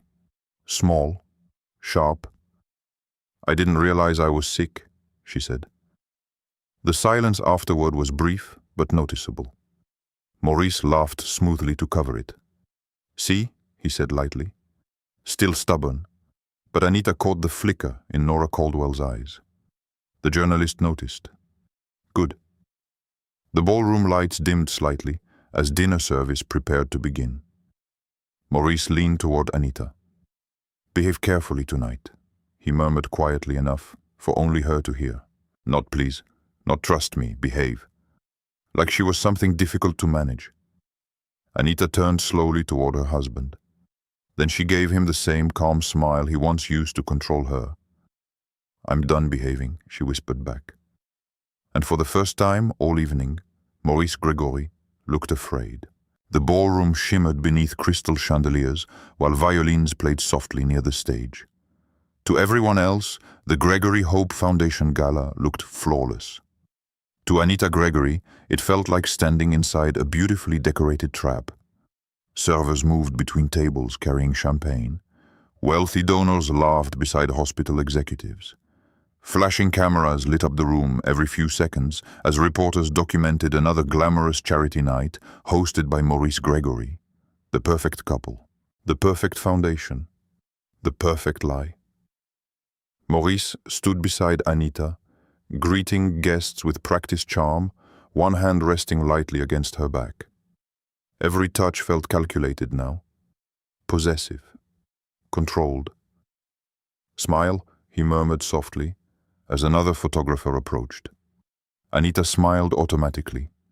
Years of conditioning, the realization sickened her. Across the ballroom, Lila Monroe stood speaking with board members. Even from a distance, Anita could see tension in the woman's posture tonight. Layla kept checking Maurice as if waiting for instructions. Or reassurance. Good luck finding reassurance from a man already preparing escape routes. "Anita." A donor named Helen Mercer approached with concern written across her face. "We heard you've been overwhelmed lately," Helen said gently. "I hope you're taking care of yourself." There it was again. The narrative spreading quietly through elite circles. Not unstable, not crazy, just overwhelmed. Maurice was smart. He understood that truly powerful people never destroy reputations all at once. They soften them first. Anita forced a polite smile. "I'm actually doing much better than people seem to think." Helen looked briefly confused before Maurice stepped in smoothly. "She's been exhausted," he explained warmly. "I've been encouraging her to slow down." The donor nodded sympathetically. Of course she did. Maurice sounded loving. That was what made him dangerous. He weaponized concern so elegantly that people thanked him while he buried someone. As Helen walked away, Anita turned toward him. "You really started preparing everyone." Maurice kept smiling for nearby guests. "I started protecting the foundation." "No," Anita replied quietly. "You started protecting yourself." For 1 second, his smile faded. Then, a spotlight illuminated the ballroom stage. Dinner service was ending. Speech time, Maurice's favorite part. The chairman of the hospital board stepped onto the stage first, thanking sponsors and praising Gregory Hope Foundation for its continued leadership and compassion. Anita barely listened. Her pulse pounded harder with every passing minute. Tonight would change everything. Either Maurice controlled the story publicly, or she destroyed the version of reality he built around her. Her phone vibrated discreetly inside her clutch. A message from Evelyn Parker. Nora has the files. Maya confirmed the transfers. Whenever you're ready. Anita inhaled slowly. Whenever you're ready. That terrified her. Because readiness meant no turning back. Maurice suddenly leaned close beside her. You still have time to stop this. Anita looked at him carefully. Interesting. He knew. Not details, but enough. He sensed movement around him. Fear sharpened his voice beneath the calm. You don't actually want public war, he continued quietly. That's not who you are. No, it wasn't. Anita hated conflict. She hated humiliation. She hated becoming spectacle. But then she remembered another sentence from the USB. After Anita is gone, we stop pretending. Her chest tightened painfully. Maurice didn't fear hurting her. He feared exposure. That changed everything. You keep confusing kindness with weakness, Anita said softly. Before he could answer, applause erupted around the ballroom. Maurice's name appeared on the large projection screens. He was being introduced. The audience clapped warmly as Maurice Gregory rose with confident elegance and walked toward the stage. Of course they applauded him. He had spent years building the image of a visionary philanthropist, charming husband, compassionate leader, calm protector of vulnerable people. Anita watched him step beneath the lights and suddenly realized something devastating. The man she married never existed publicly or privately. Maurice had always been performing. He adjusted the microphone with a polished smile. Good evening, everyone. The audience quieted instantly. God, he was good at this. Maurice thanked donors, hospital partners, investors, volunteers. He spoke about compassion, healthcare access, community outreach. Then his tone softened. And tonight, he said warmly, I also want to acknowledge someone incredibly important to this foundation. A spotlight shifted toward Anita. Applause filled the ballroom. Anita stood slowly. Maurice smiled at her from the stage with heartbreaking tenderness. The performance almost looked real, my wife Anita Gregory, he continued. This foundation wouldn't exist without her heart. The audience applauded again. Anita felt physically ill, because Maurice always mixed truth into manipulation. Yes, the foundation existed because of her heart, and he had spent years exploiting it. Maurice's expression turned gentler. Many of you know Anita has been under significant personal stress recently. There it was, the beginning. Around the ballroom, faces filled with sympathy. Not for betrayal, for her supposed instability. Anita saw Eleanor Gregory watching carefully from her table. Graham sat beside her looking deeply uncomfortable. Lila stared at Maurice with growing panic. Maurice continued smoothly. She's carried enormous pressure for this organization. More than anyone realized. Anita's nails pressed into her palm. He was doing it publicly, exactly as planned. She's shown incredible courage, Maurice said, lowering his voice emotionally, by recognizing she may need time to rest and heal. Tiny reactions moved through the ballroom, concerned whispers, careful glances. Anita suddenly understood something horrifying. Maurice truly believed he could announce her disappearance beautifully enough that people would thank him for it. He extended a hand toward her. Anita, he said gently, would you join me up here? The room applauded again. Every eye turned toward her. This was the moment. If she refused, Maurice would frame it as emotional instability. If she obeyed silently, he would publicly replace her. The trap was perfect. Except Maurice made one mistake. He assumed Anita still feared embarrassment more than betrayal. Slowly, Anita walked toward the stage. Each step felt unreal. The ballroom lights blinded her briefly as she climbed the stairs beside him. Maurice squeezed her hand softly for the audience. To them, it looked loving. To Anita, it felt like handcuffs. He handed her the microphone carefully. His smile never moved. "Say a few words," he whispered. Anita looked out at the crowd.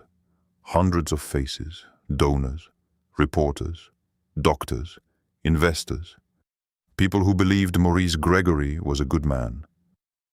Her throat tightened. Fear flooded through her. Not fear of Maurice, fear of becoming spectacle. Then she remembered herself sitting alone in that airport lounge, opening files titled, "After Anita is Gone." She remembered the forged insurance documents, the medication notes, the fake concern, the years spent apologizing for pain Maurice himself created. Something inside her steadied. Anita lifted the microphone slowly. The ballroom became silent. Maurice watched her carefully beside the podium, still confident, still believing he could manage her if necessary. Anita smiled faintly. Then she spoke. "For a long time," she said calmly, "I believed being loved meant making myself smaller to keep someone comfortable." The audience grew still. Maurice's expression shifted almost invisibly. Anita continued carefully. "I believed exhaustion meant weakness. I believed confusion meant failure. I believed that if I just became softer, quieter, easier, everything would stop hurting." No one moved. No silverware. No whispers. Nothing. Tonight, Anita said, her voice strengthening slightly. "I realized something important." Maurice stepped subtly closer. Warning. Control. Panic. Anita looked directly at him. "A woman who finally sees the truth is not unstable." Silence crashed through the ballroom. Maurice's smile froze. And sometimes, Anita continued softly, the people calling her emotional are simply afraid she stopped believing their lies. Across the room, Nora Caldwell slowly reached for her phone. Layla's face drained of color. Eleanor Gregory sat completely motionless. And for the first time all evening, Maurice Gregory no longer looked like the man controlling the room. He looked like a man realizing the script had escaped him. Then Anita turned slightly toward the giant projection screens behind the stage. And in that moment, Maurice finally understood she was not here to survive humiliation anymore. She was here to expose him. The ballroom stood frozen beneath the chandeliers. Anita Gregory held the microphone steadily, while silence spread through the room like smoke after an explosion. Beside her, Maurice Gregory still wore his polished public smile. But his eyes had changed. The calm certainty was gone. Now there was calculation. Fast, sharp, dangerous. He leaned slightly closer, keeping his voice low enough for only her to hear. "Think carefully about what you're doing." Anita didn't look at him. For 12 years, she had thought Maurice's power came from his money, his charm, his connections. Now she understood his real power came from controlling the story. Tonight, for the first time, she had interrupted it. The audience shifted uneasily. Donors exchanged glances. Reporters leaned forward in their chairs, sensing something beneath the polished surface of the evening. Anita inhaled slowly. Then she continued. "I spent years believing exhaustion meant I was failing," she said calmly into the microphone. "But eventually I realized something very painful." Her eyes moved across the ballroom.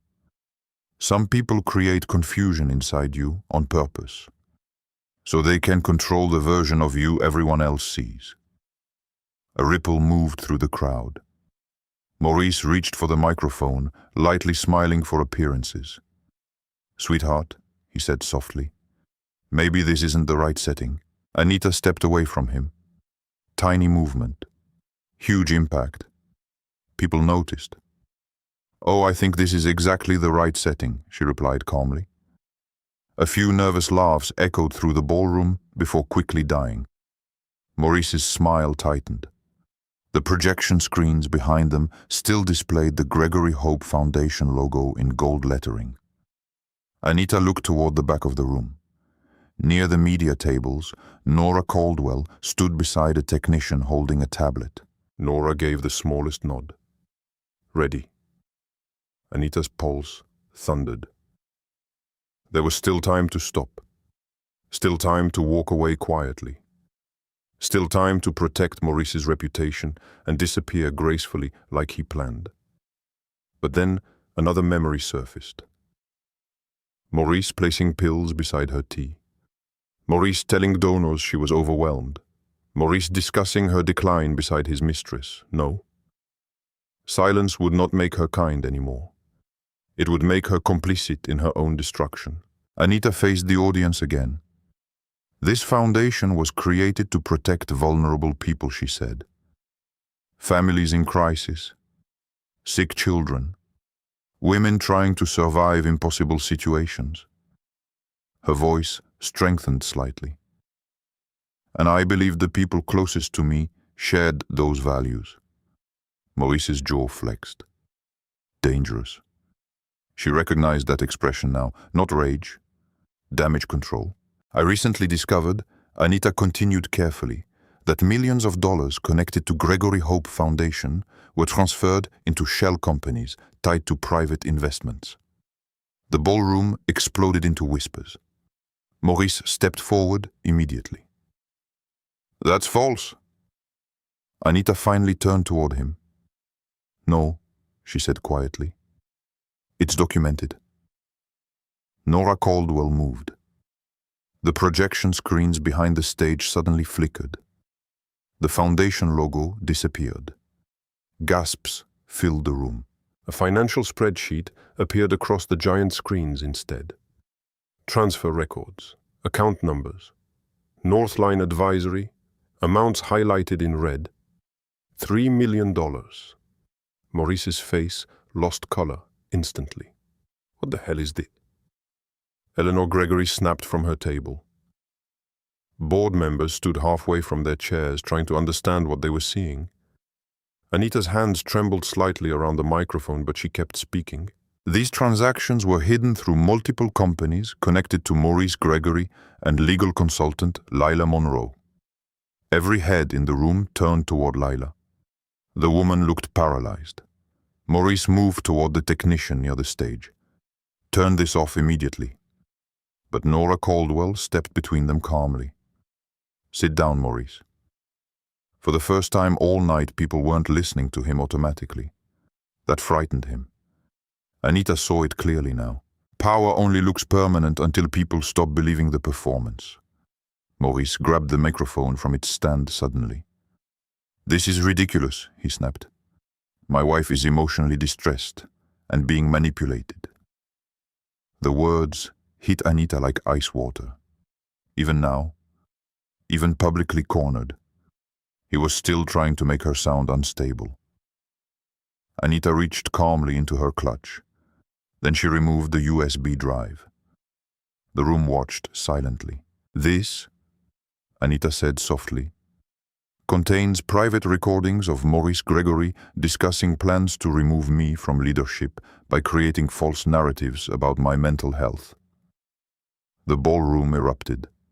No, Maurice barked immediately. "That's illegal. Those recordings are manipulated." Anita looked at him steadily. "Like my forged insurance documents." Silence. Tiny. Deadly. Maurice froze. Only for a second. But long enough. People noticed. Lila's breathing visibly quickened near the front tables. Charles Whittaker looked physically ill. Good. Let them feel exposed too. Anita nodded toward Nora. The projection screens changed again. This time, video appeared. Maurice in the Manhattan apartment. Lila beside him. Charles across from them. Clear audio filled the ballroom. We establish a pattern, Charles's recorded voice said. Anxiety, confusion, emotional instability. Gasps spread instantly. Then, Maurice's recorded voice. She trusts me. If I tell her something helps her sleep, she takes it. A woman near the front table covered her mouth. Someone whispered, "Oh my God." Lila closed her eyes. Maurice lunged toward the screens. Turn it off. But the damage was already alive inside the room. Anita watched people's expressions, changing one by one. Confusion becoming shock. Shock becoming disgust. And beneath all of it, recognition. Because suddenly, Maurice Gregory sounded exactly like what he truly was. Not a concerned husband, a manipulator. The video continued. After Anita is gone, Maurice's recorded voice said calmly, "We stop pretending." The ballroom fell completely silent. No music, no glasses clinking, nothing. Maurice looked around desperately, as if searching for someone to regain control of the situation. But people avoided his eyes now. That terrified him more than exposure itself. Lila suddenly stood. "Maurice told me she was already unstable," she blurted out shakily. Every head turned toward her. Lila's composure cracked completely. He said Anita was sick, she continued. He said she was paranoid and dangerous and... "Shut up," Maurice hissed. The words came out too fast, too angry, too real. Anita stared at him. There he is. Not the charming donor, not the compassionate husband, just a frightened man losing control. Lila's voice trembled harder. "He told me Anita would step down quietly after Chicago," she whispered. "He said everything was handled." Lila Charles warned sharply, but panic had already taken over her face. He said no one would question it because people already believed Anita was unstable. More gasps. Nora Caldwell continued recording everything. The reporters near the back rushed forward. Questions exploded across the ballroom. Was your foundation money stolen? Did you forge documents? Were medical records manipulated? Mr. Gregory? Is this true? Maurice looked furious now. Not guilty. Humiliated. That difference mattered deeply to Anita. Because she realized something freeing in that moment. Maurice never truly regretted hurting people. He only regretted losing control over how the hurting looked publicly. Anita suddenly felt tired, not weak. Finished. Finished, carrying shame that belonged to him. Maurice turned toward her one last time. "You're destroying everything," he said coldly. Anita met his eyes calmly. "No," she answered softly. "I'm exposing what was already broken." The sentence landed harder than screaming ever could. Around the ballroom, phones recorded openly now. Board members whispered furiously among themselves. Donors looked horrified. Eleanor Gregory sat frozen in disbelief as the family empire cracked publicly in front of her. And still, Maurice kept trying to regain authority. "You're all overreacting," he snapped toward the crowd. "This is private marital conflict being twisted into spectacle." "No," Anita said quietly. "Private conflict is an affair." She stepped closer. "Convincing people I was mentally unstable while stealing from a children's foundation is something else entirely." The room went dead silent again. Maurice stared at her. And for the first time since Anita met him, he looked small. Not physically, spiritually. Like a man watching the mirror finally reflect him accurately. Then, from somewhere near the entrance of the ballroom, another voice cut through the silence. "Mr. Gregory." Everyone turned. Two financial investigators stood near the doors beside hotel security. One held a folder. The other spoke calmly. We need to discuss several transactions connected to Gregory Hope Foundation. Fear flashed across Maurice's face instantly. Real fear. Not performative concern. Not strategic calm. Fear. And Anita Gregory realized something powerful as the ballroom watched her husband begin to unravel. The cruelest thing she could ever do to Maurice Gregory was not scream at him. It was tell the truth where everyone could hear it. The ballroom no longer looked glamorous. It looked dangerous. Guests stood from their tables whispering frantically while reporters rushed toward the stage. The soft violin music had stopped completely. Hotel security moved nervously along the walls, unsure whether this was still a charity gala or the beginning of a criminal investigation. At the center of it all stood Maurice Gregory. And for the first time in his life, charm was failing him. Everyone needs to calm down, he said sharply into the microphone. But his voice had changed. The smooth confidence was cracking. The financial investigators remained near the ballroom entrance, watching carefully, while donors stared at Maurice with growing horror. Anita Gregory stood a few feet away from him on stage, her heartbeat pounding so hard she could feel it in her throat. She should have felt victorious.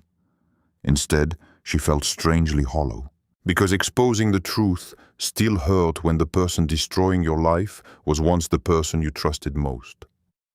Maurice turned toward the crowd again. These recordings were illegally obtained, he snapped. My wife is emotionally unstable and being manipulated by people trying to destroy our foundation. There it was again. Unstable, even now, even cornered. He still reached for the same weapon. Anita almost pitied him. Not because he deserved pity, because he literally did not know another way to survive. Lila Monroe suddenly stood from her chair near the front tables. No, she said shakily. Every eye turned toward her. Maurice's face darkened instantly. Lila, he warned quietly. But fear had already taken over her expression. He told me Anita was sick, she blurted out. He said she was paranoid and losing control of the foundation. Stop talking. Maurice's voice cut through the ballroom sharply enough to make several guests flinch. Lila looked at him like she was finally seeing him clearly too. Interesting. Maybe Maurice Gregory only stayed powerful as long as people believed he cared about them. And tonight, one by one, that illusion was collapsing. Lila's breathing trembled. He said the board already questioned Anita's mental state, she continued. He told me she'd agreed to medical leave after Chicago. Anita watched her carefully. Part of her wanted to hate Lila forever. Another part saw something painfully familiar in her now. A woman manipulated by the same man. That did not erase the betrayal, but it complicated it. Maurice stepped toward Lila with cold fury behind his eyes. You're embarrassing yourself. The sentence hit Anita like déjà vu. God. He spoke to every woman the same way once they stopped obeying him. Lila actually stepped backward. Fear. Real fear. Not heartbreak. Fear. Anita suddenly realized Lila probably understood now that Maurice would sacrifice anyone to save himself. Even her. Especially her. Charles Whitaker finally stood too, loosening his tie nervously. We should handle this privately, he said quickly. No, Nora Caldwell interrupted from near the media tables. I think the public deserves answers. Cameras flashed again. Reporters were openly recording now. Maurice looked around the ballroom as if searching desperately for allies. But people avoided his eyes. That seemed to disturb him more than the investigators. Because men like Maurice survived on admiration.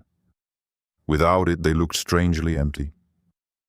Eleanor Gregory rose slowly from her table, gripping her wine glass tightly.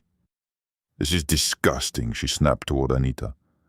You're humiliating this family publicly. Anita turned toward her mother-in-law calmly. No, she replied softly. Maurice did that.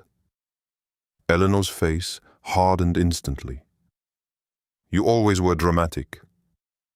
Anita almost smiled sadly. Of course. Even now, Eleanor cared more about appearances than truth. For years, Anita believed Eleanor disliked her because she wasn't sophisticated enough. Now she understood something much darker. Eleanor disliked anyone who threatened the family illusion. And tonight, Anita shattered it in front of everyone. One of the investigators stepped forward finally.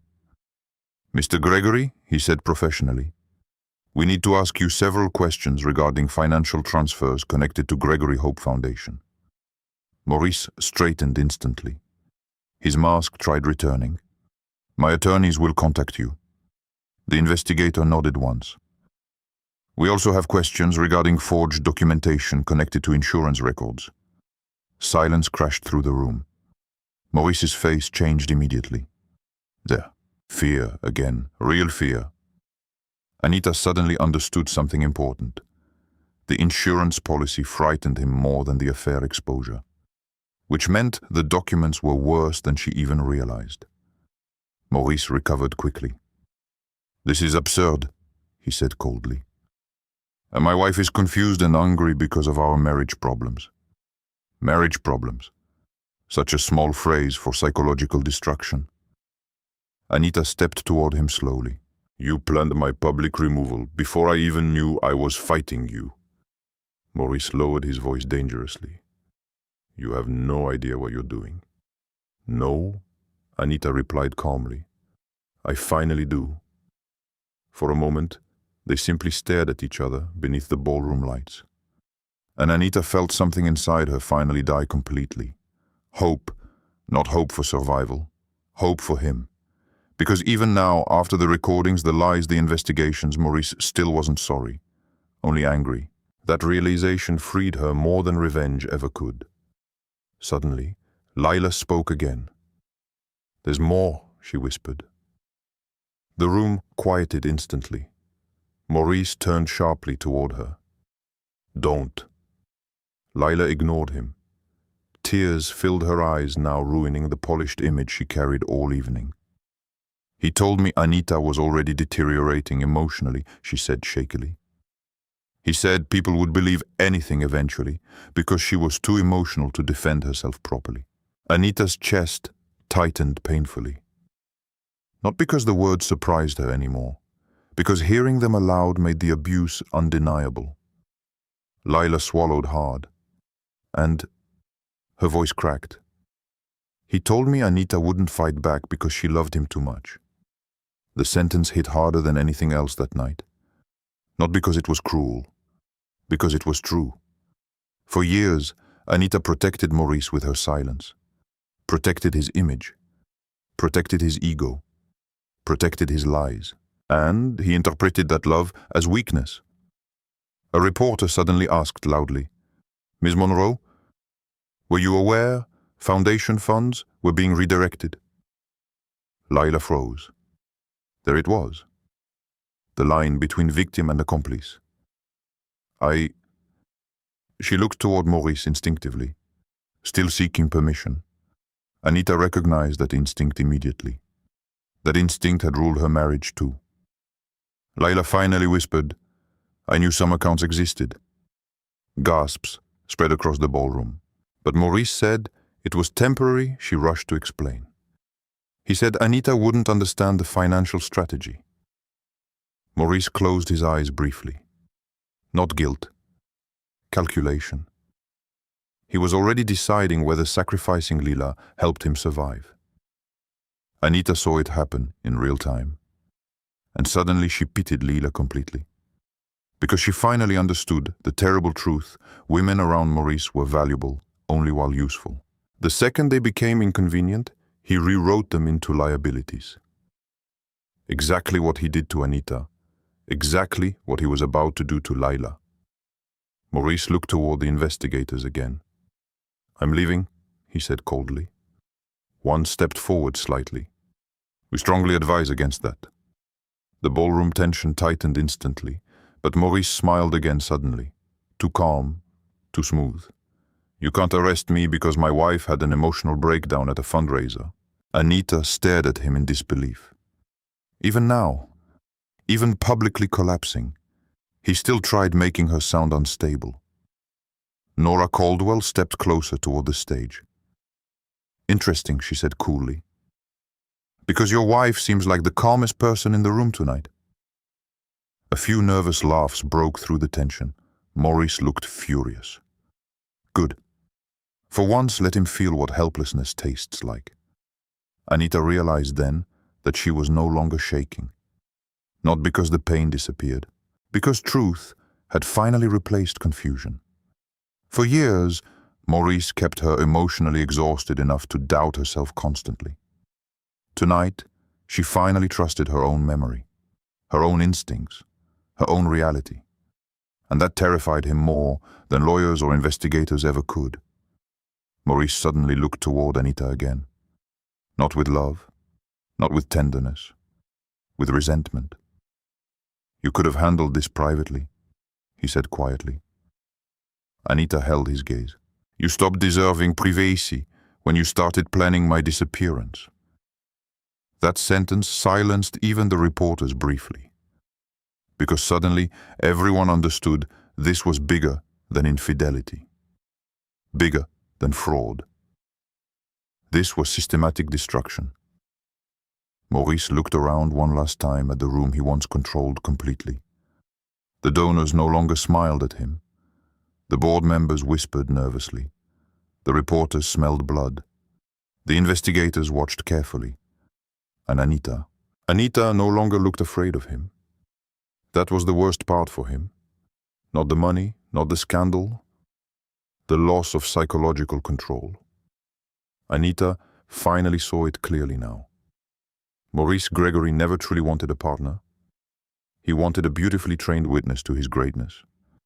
And tonight, that witness had chosen to testify against him instead. By midnight, the Gregory Hope Foundation Gala had become national news. Clips of Maurice Gregory's recorded conversations flooded social media before Anita even left the ballroom.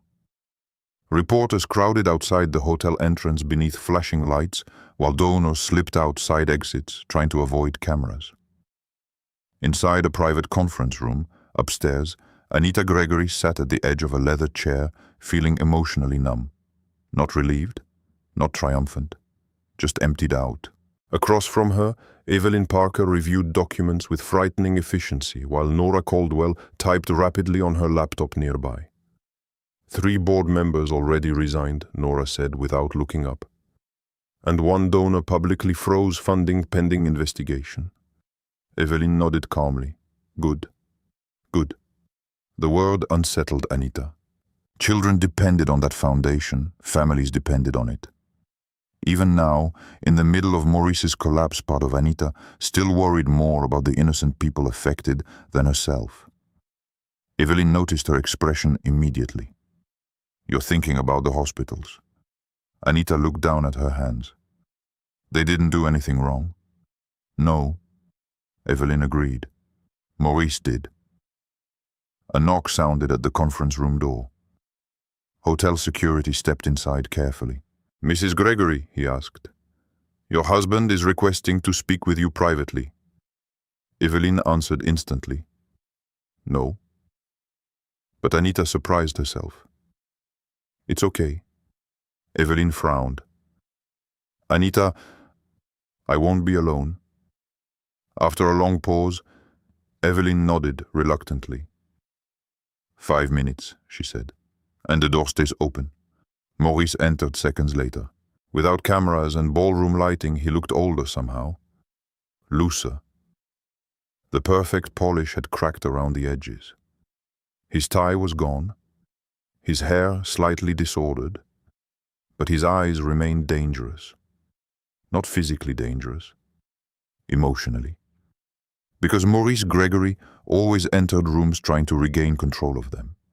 The security guard remained outside while Evelyn and Nora stayed near the far side of the room, pretending not to listen. Maurice looked directly at Anita. You've destroyed everything. No apology? No remorse. Only accusation.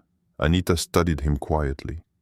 Still no accountability, she said softly. Maurice laughed once, in disbelief. Accountability? Anita, you humiliated me in front of the entire country. You planned my psychological collapse. That's not what happened. Even now, still rewriting reality. Anita almost admired the commitment to denial if it weren't so horrifying. Maurice stepped closer. You think these people care about you? He gestured toward Evelyn and Nora dismissively. They care about scandal. Evelyn looked up sharply. And I care about prison sentences? Maurice ignored her. His attention never left Anita. You could have talked to me privately. Anita felt anger rise again. Why, she asked quietly. So you could explain why you forged my signature more gently. His jaw tightened. That insurance policy wasn't what you think. Then explain it. Silence. Exactly. Maurice rubbed his forehead slowly, suddenly looking exhausted. You don't understand the pressure I was under. Anita stared at him in disbelief. There it was. Not apology. Justification. You stole from children's healthcare programs.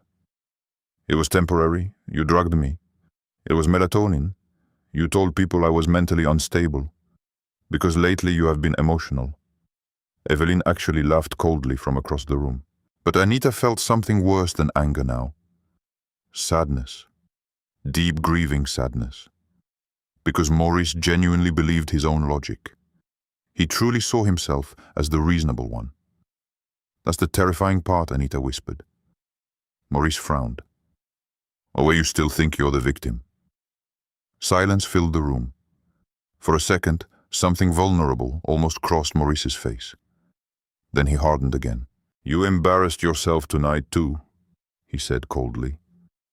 People will remember this forever. The old Anita would have shattered hearing that. Because Maurice knew exactly where to press. Humiliation. Public perception. Respectability. For years, Anita feared embarrassment more than mistreatment. Now she finally understood something powerful. Shame survives only while silence protects it. You know what I'll remember forever? Anita asked quietly. Maurice said nothing. The airport. Something flickered in his eyes. Good. You kissing her like I was already gone? Anita continued. That's when I realized none of this started recently. Maurice looked away briefly. Interesting. That hurt him more than the financial accusations. Not because he loved her enough, because some small part of him still wanted to believe he wasn't cruel. Anita's voice softened. I would have forgiven cheating. Maurice looked back sharply, and, for the first time that night, real emotion crossed his face. Not fear, not calculation. Shock. But you didn't just betray me, Anita said. You erased me slowly. The room fell silent again. Maurice opened his mouth, then stopped. Because there was no defense against truth spoken plainly. Finally he spoke quietly. You changed? Anita almost laughed through her tears. No. She woke up. You stopped listening to me, Maurice continued. You questioned everything. You made board meetings harder. Donors noticed tension. There it was again. Not marriage language. Management language. Maurice discussed relationships the same way he discussed investments. Efficiency. Optics. Control. Anita suddenly remembered a night years earlier after a fundraiser. She had cried in the car because Eleanor insulted her publicly. Maurice sat silently while driving before finally saying, You make things more difficult when you react emotionally. Not, I'm sorry she hurt you. Not, you didn't deserve that. Just, you complicated the atmosphere. God. The signs had always been there. Maurice stepped closer carefully. We can still fix this. Evelyn looked horrified hearing that sentence, but Anita simply stared at him quietly. Fix. He still thought this was repairable, not because he loved her deeply enough to heal her, because losing her threatened his image, his money, his power structure. "You don't miss me," Anita said softly. Maurice's face hardened slightly. "You don't know what I feel." "No," Anita replied. "I know exactly what you feel." That landed, because nobody had ever spoken to Maurice Gregory like that before. Not employees, not donors, not family, certainly not his wife. "You miss control," Anita continued calmly. "You miss certainty. You miss knowing I'd protect your reputation, no matter what you did to me." Maurice stared at her for a long moment. Then finally, "I built your life." The sentence shocked even him slightly after it escaped. Too honest, too revealing.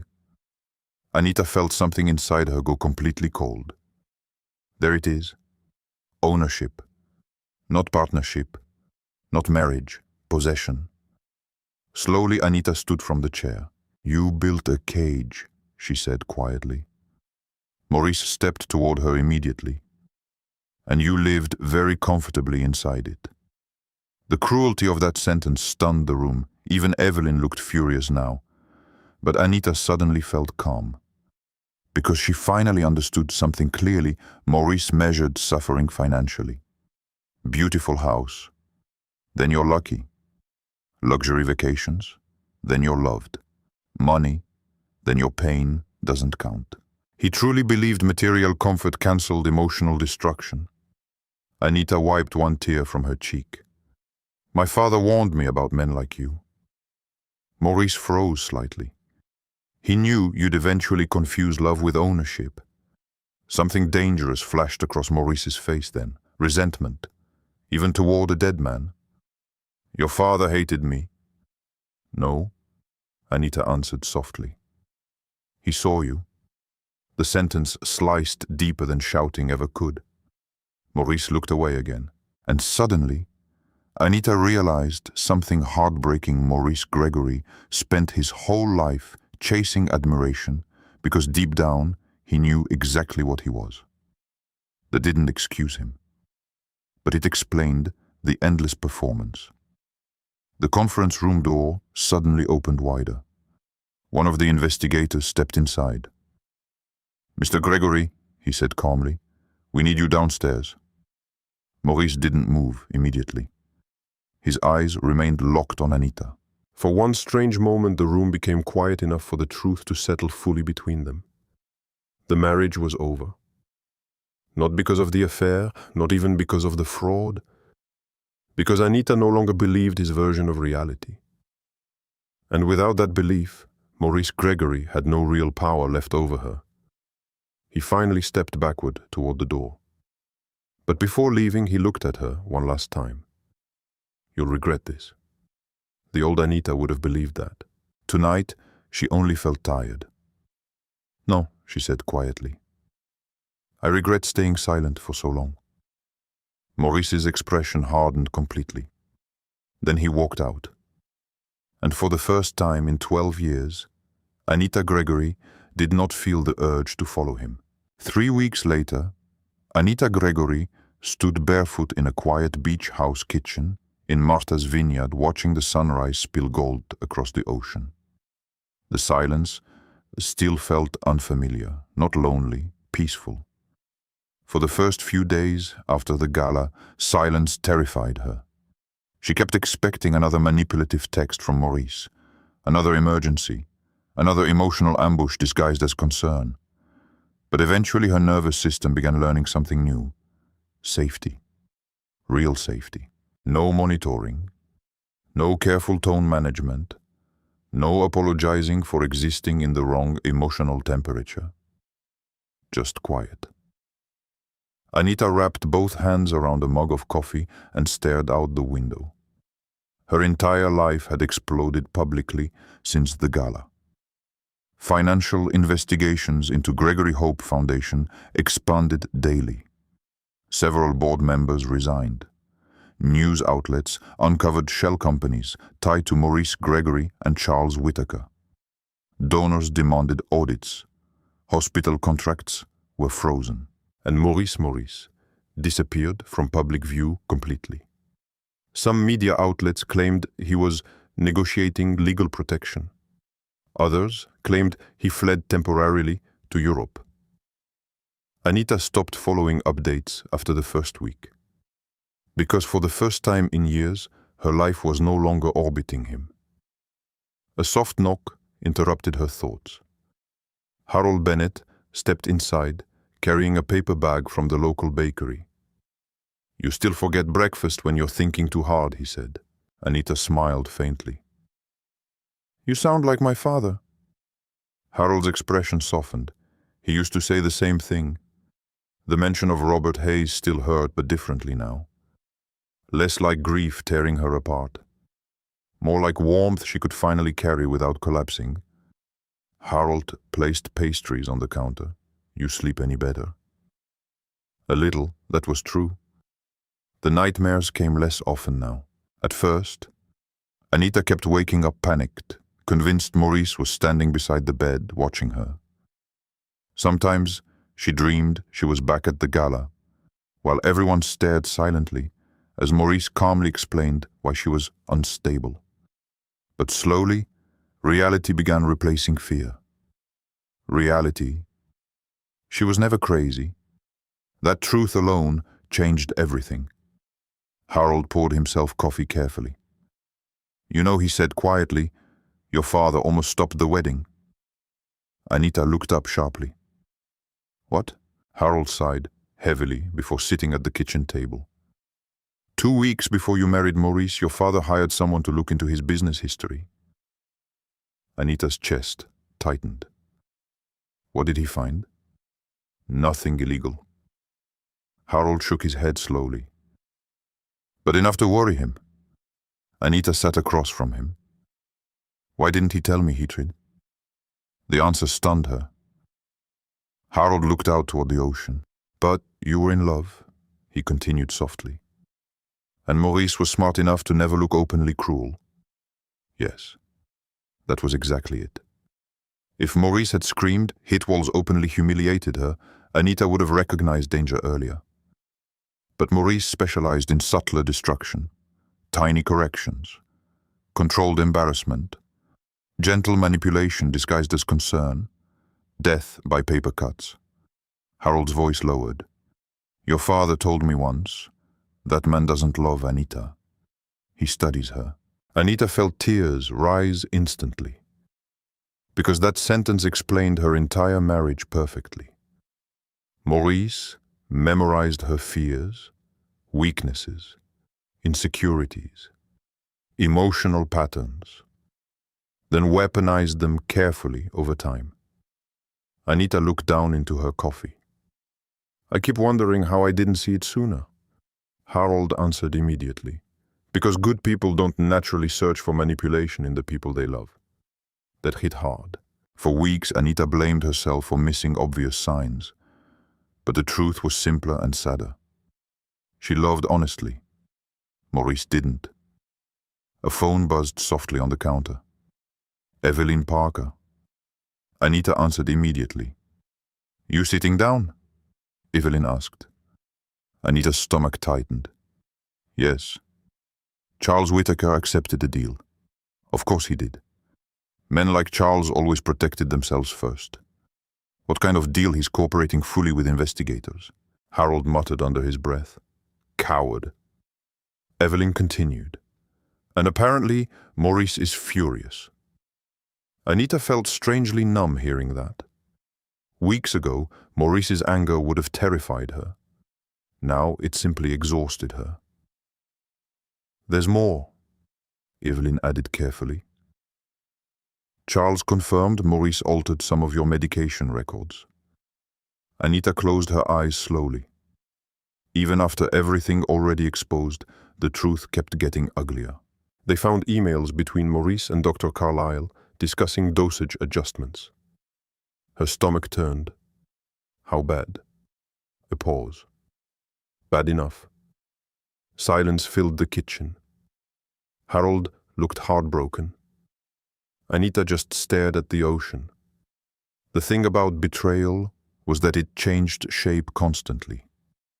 Every time you thought you understood the full wound, another layer appeared beneath it. Evelyn's voice softened. You okay, no? But also yes. Because pain felt different now. Cleaner, somehow. No confusion attached to it anymore. I will be, Anita answered quietly. After the call ended, Harold watched her carefully. You don't have to stay strong every second. Anita smiled sadly. That's the problem. I spent years trying to stay calm enough to survive someone else. Her voice cracked slightly. I don't even know who I am without constantly managing another person's emotions. Harold was quiet for a long moment. Then he said softly, maybe this is the first time you get to find out. The sentence settled deeply inside her. Later that afternoon, Anita walked alone along the shoreline while cold wind moved through her hair. The beach was nearly empty, except for distant gulls and waves crashing rhythmically against wet sand. She used to hate being alone. Now solitude felt honest. Her phone buzzed again, unknown number. Anita almost ignored it. Then she answered carefully. Hello, silence. Then Maurice's voice. Her entire body tensed instinctively. Not love, conditioning, Anita. Just hearing him still affected her physically. That realization angered her. Maurice sounded exhausted. They froze my accounts. No hello, no apology. Straight to crisis. Anita stared out at the water. What do you want? A pause. I need to see you. No. Another pause. Longer this time. They're trying to destroy me. There it was again. Not I heard you. Not I'm sorry. Just, I'm suffering consequences. Anita closed her eyes briefly. You destroyed yourself, Maurice. You think you're innocent in this? The sentence almost made her laugh. Even now, he needed shared blame. Classic Maurice. I trusted my husband, Anita said quietly. That was my mistake. You publicly humiliated me. No, she replied softly. I stopped protecting you. Silence. She imagined him somewhere expensive and isolated, pacing while trying to rebuild control over a collapsing life. Then Maurice spoke again. You know what hurts the most? Anita said nothing. I really did love you. The words sliced through her unexpectedly. Not because she believed them completely, because some part of her always wanted them to be true. Anita stopped walking. Waves crashed softly nearby. Finally she whispered, You loved being needed. Maurice inhaled sharply. Not the same thing. And deep down both of them knew it. His voice lowered dangerously. You think people see you as strong now? They see you as vindictive. Ah, there it was. Punishment. When guilt failed, Maurice always reached for shame. The old Anita would have spiraled hearing that. This Anita looked out at the ocean calmly. I'd rather be called vindictive than spend another decade disappearing quietly. Silence again. Then softer. You were happier before all this. Anita almost cried hearing that. Because once upon a time, she believed it too. But happiness built on manipulation is just sedation. I was quieter, she corrected gently. Not happier. Maurice said nothing for several seconds. Then finally, I don't know who you are anymore. Anita looked toward the horizon, where sunlight stretched across the water. For the first time in years, neither did she, and somehow, that no longer frightened her. Goodbye, Maurice. She ended the call before he could answer. Her hands trembled afterward. Not because she wanted him back, because healing still hurts when you spent years loving the person who wounded you. Anita stood alone on the beach, for a long time after that. Then slowly, for the first time in years, she began walking forward without waiting for someone else to tell her who she was allowed to become. 6 months later, Anita Gregory stood in front of a crowded conference hall in Boston, holding a microphone with steady hands. Not trembling hands, not apologetic hands, steady ones. Behind her, a large screen displayed the logo for the newly rebuilt Hayes Foundation for Community Health, a non-profit organization Anita created using what remained of her inheritance after separating permanently from Gregory Hope Foundation. The audience applauded warmly as she finished her speech about ethical leadership and trauma-informed healthcare. Real applause, not the curated admiration surrounding Maurice Gregory. This felt different, honest. As people lined up afterward to speak with her, Anita noticed something strange. She no longer felt invisible in rooms. For years, during her marriage, she learned how to shrink instinctively, how to soften opinions before speaking them, how to monitor Maurice's reactions constantly before expressing herself fully. Now she simply existed, and that alone felt revolutionary. A young woman approached nervously near the signing table. "Mrs. Gregory?" she asked quietly. Anita smiled. "Please." "Anita?" The woman looked emotional. "I just wanted to thank you." "For what?" The woman hesitated. "My ex-husband spent years convincing me I was unstable." Her eyes filled with tears. "Watching your interview last month made me leave." Anita's chest tightened painfully. The interview? 2 months earlier, Anita finally agreed to sit down publicly with Nora Caldwell for a televised special about emotional manipulation, coercive control, and financial abuse hidden inside wealthy marriages. At first, Anita almost refused, not because she wanted to protect Maurice anymore, because speaking publicly still terrified her. But then Evelyn said something important. "Women like you surviving quietly helps men like Maurice continue safely." So Anita spoke, and apparently people listened. The young woman wiped her eyes quickly. "You made me feel less crazy," she whispered. Crazy. That word again? How many women carried it around because someone weaponized their self-doubt? Anita reached for the woman's hand gently. "You were never crazy," she said softly. "You were surviving." The woman cried harder at that. And suddenly, Anita realized something powerful. Healing becomes meaningful when it stops being only about you. Later that evening, Anita returned to her apartment overlooking Boston Harbor. Not the Connecticut mansion, not the Manhattan penthouse, not any place Maurice selected. This apartment was smaller, warmer, quieter. Hers. She dropped her heels near the doorway and exhaled deeply. Peace still surprised her sometimes. Not because life became perfect, because chaos was no longer normal. Her phone buzzed softly on the kitchen counter. "Evelyn Parker." "You home?" Evelyn asked. "Just got in." "Good. Sit down." Anita laughed lightly. "That usually means something terrible." "Not terrible," Evelyn said. "Just unexpected." Anita sat slowly at the counter. "What happened?" A pause. Maurice accepted a plea agreement. Silence filled the apartment. Anita stared at the harbor lights outside her windows. After months of investigations, frozen assets, lawsuits, media coverage, and donor testimony, Maurice Gregory finally stopped fighting publicly. Not because he felt remorse, because he ran out of exits. "What kind of agreement?" Anita asked quietly. "Financial fraud, forgery, obstruction." Evelyn sighed. "Reduced sentence in exchange for cooperation." Anita closed her eyes briefly. This was the moment she thought about constantly during the first months after leaving him. The moment consequences became real. And strangely, it didn't feel satisfying. just sad.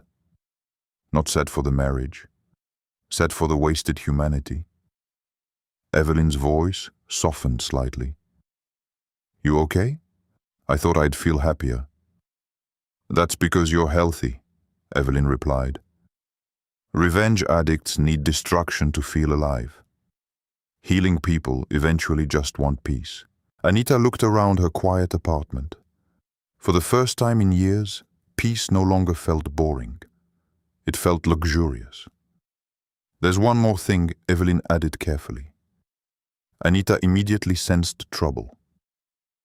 What, Maurice wrote you a letter? Of course he did. Not a phone call. Not an apology through lawyers. A letter. Something permanent. Something controlled. Anita rubbed her forehead tiredly. I don't know if I want to read it. You don't have to. Silence stretched between them. Finally, Anita asked quietly, did he apologize? Evelyn hesitated too long. Answer enough? No, Anita said softly. He explained himself. Mostly. Of course. Maurice Gregory treated accountability the way some people treat taxes. Something to minimize strategically. After the call ended, Anita stood alone by the apartment windows for a long time, watching boats move across the dark water below. 6 months ago, she thought survival meant exposing Maurice publicly. Now she understood survival was something quieter. Sleeping peacefully. Trusting her own thoughts again. Making coffee without fear. Walking into rooms without monitoring someone else's mood. Tiny freedoms. Life-changing freedoms. A soft knock interrupted her thoughts. Harold Bennett entered carrying takeout containers. You forgot dinner again, he said immediately. Anita laughed. You're becoming impossible to surprise. Harold set the food down carefully. You've been working too hard. Anita smiled faintly. Interesting. The sentence sounded completely different coming from someone who genuinely cared about her well-being. That was another painful lesson healing taught her. Love and control can sound similar at first. But real love leaves room for your humanity. Harold noticed her expression. What's wrong? She leaned against the counter slowly. Maurice took a plea deal. Harold was quiet for several seconds. Then simply, Anita almost laughed. That's your response, I'm old, Harold replied calmly. I've learned prison isn't the saddest consequence for men like Maurice. What is Harold looked directly at her? Being incapable of real love. The sentence settled heavily into the room. Because deep down, Anita finally believed it. Maurice collected admiration, dependency, obedience, usefulness, but love. Real love requires empathy, sacrifice, humility. And Maurice Gregory viewed relationships like mirrors instead of connections. Harold opened one of the takeout containers. Eat before your speech tomorrow. Anita smiled softly. Tomorrow. Another conference. Another panel discussion. Another chance to help people understand emotional manipulation more clearly. Her life looked completely different now. Not smaller after divorce. Bigger. More honest. Her phone buzzed once more. Unknown number. Anita frowned slightly before answering. Hello, silence. Then a familiar voice. Lila Monroe. Anita stiffened instantly. I know you probably never want to hear from me again, Lila said quietly. No confidence left in her voice now. No polished elegance, just exhaustion. What do you want? Anita asked calmly. A long pause. I wanted to apologize. Anita closed her eyes briefly. Finally. Not justification, not blame sharing. Apology. Lila's voice trembled slightly. I believed him. About you, about everything. Anita said nothing. Because honestly, That part no longer mattered most. Leila inhaled shakily. But even after everything collapsed, he still blamed you for all of it. Her voice cracked. That's when I realized he never cared about either of us. Anita looked out at the harbor lights again. No triumph came hearing that, only confirmation. I'm sorry, Leila whispered. For all of it.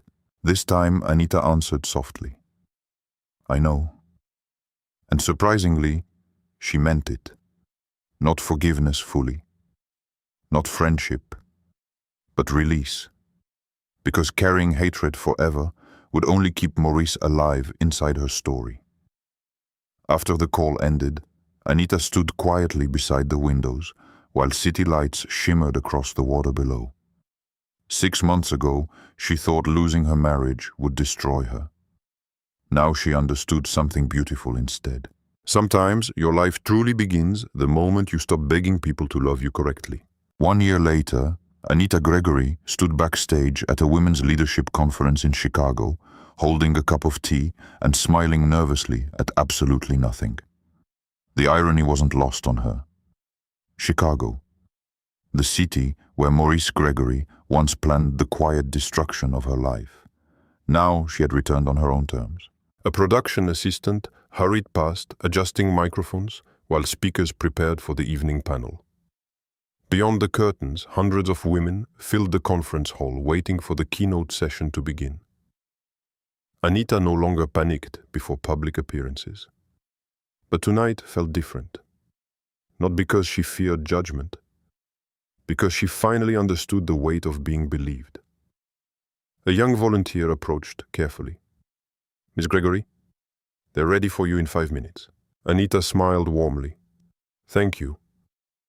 As the volunteer walked away, Harold Bennett appeared beside her, carrying his usual calm presence like armor against chaos. You still pace before speeches, he observed. Anita laughed softly. You still notice everything. Harold adjusted his tie with mock seriousness. That's why your father kept me around. The mention of Robert Hayes no longer shattered her chest open. Now it felt grounding, like roots. Anita looked toward the stage curtains. Do you think he'd be proud of me? Harold didn't hesitate. He'd be proud that you finally stopped apologizing for surviving. Her eyes burned instantly. 1 year. Only 1 year ago she sat trembling in an airport lounge, convinced her entire world was ending. And technically, it had. But endings and freedom sometimes arrive wearing the same clothes. The conference moderator stepped backstage. We're ready whenever you are. Anita inhaled slowly. No fear this time. Just truth. As she walked onto the stage, applause filled the massive auditorium warmly. The lights were bright, but they no longer felt like interrogation. They felt earned. The moderator smiled beside her. Tonight's keynote speaker is someone whose story has inspired millions of women navigating emotional abuse, coercive control, and reclaiming self-worth. More applause. Anita stepped toward the microphone. For a second, she saw flashes of her old self. The woman who constantly checked Maurice's reactions before speaking publicly. The woman who softened every opinion to keep peace. The woman who mistook exhaustion for failure. She smiled gently. Then she began. 1 year ago, Anita said softly, I thought losing my marriage would destroy my life. The room became silent immediately. But what actually destroyed me, she paused carefully, was abandoning myself slowly to keep someone else comfortable. Women throughout the audience nodded quietly. Anita continued, I spent years believing love meant endless understanding, endless patience, endless forgiveness. Her voice strengthened. But eventually, I learned something painful. If love only flows one direction, it stops being love. It becomes control. The audience remained completely still, because too many people understood exactly what she meant. Anita rested her hands lightly against the podium. I used to think strong women were fearless. She smiled sadly. Now I think strong women are simply the ones who finally trust themselves after years of being told not to. Applause broke out softly across the auditorium. Anita looked across the crowd carefully. Different ages, different backgrounds, different stories. But she recognized the same exhaustion in many faces. The exhaustion of constantly shrinking yourself to survive someone else. I want to tell you something I wish someone told me earlier, Anita continued. Confusion is often the first symptom of manipulation. The room went dead silent again.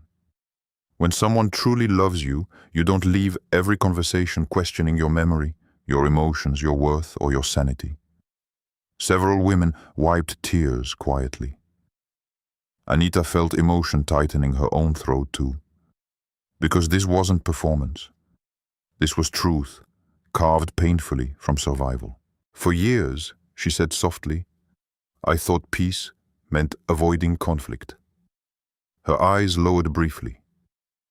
But real peace begins when you stop betraying yourself just to keep someone else comfortable.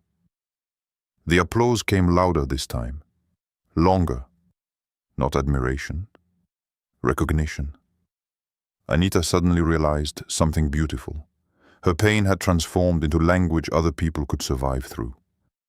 After the speech ended, women lined up for nearly 2 hours afterward just to speak with her. Some cried. Some whispered. Some simply hugged her silently. One older woman held Anita's hands tightly and whispered, You helped me leave. Anita nearly cried herself hearing that. Healing had changed shape again. It no longer looked like revenge. It looked like freedom multiplying outward. Much later that night, Anita returned alone to her hotel suite overlooking downtown Chicago. The city lights glittered beyond the windows, while soft jazz played faintly from a nearby rooftop bar. She removed her heels slowly and sat near the window with exhausted relief. Her life was quiet now. Not empty. Peaceful. The investigation against Maurice Gregory officially concluded months earlier. Financial settlements restored major portions of stolen foundation money. Several hospital programs reopened under independent oversight. Maurice received prison time, though shortened through cooperation agreements and asset recovery. Anita rarely thought about him anymore. And that strangely became the greatest proof of healing, not hatred. Indifference. Her phone buzzed softly beside her. A message from Evelyn Parker. Proud of you tonight. Your father would have been unbearable about it. Anita laughed through sudden tears. Then another message arrived. From an unknown number. She almost ignored it. But curiosity won. The text contained only one sentence. I finally understand what I destroyed. Maurice Anita stared at the screen for a long time. 1 year ago, those words would have shattered her completely. Now, they simply felt late. Not meaningless, just late. Because healing eventually teaches you something unexpected. Closure does not always arrive through apologies. Sometimes, closure arrives the moment someone no longer controls your emotional weather. Anita looked out across the Chicago skyline. The same city where Maurice once planned her disappearance. Now she existed here more fully than ever before. Alive, awake, free. Slowly, she typed back. Not cruelly, not emotionally, just honestly. I hope one day you learn how to love people without needing to control them first. I truly do. But I'm no longer responsible for teaching you how. She pressed send. Then she placed the phone face down beside her and walked toward the hotel window. Below, Chicago moved beautifully through the night. Cars, lights, strangers, ordinary lives continuing forward.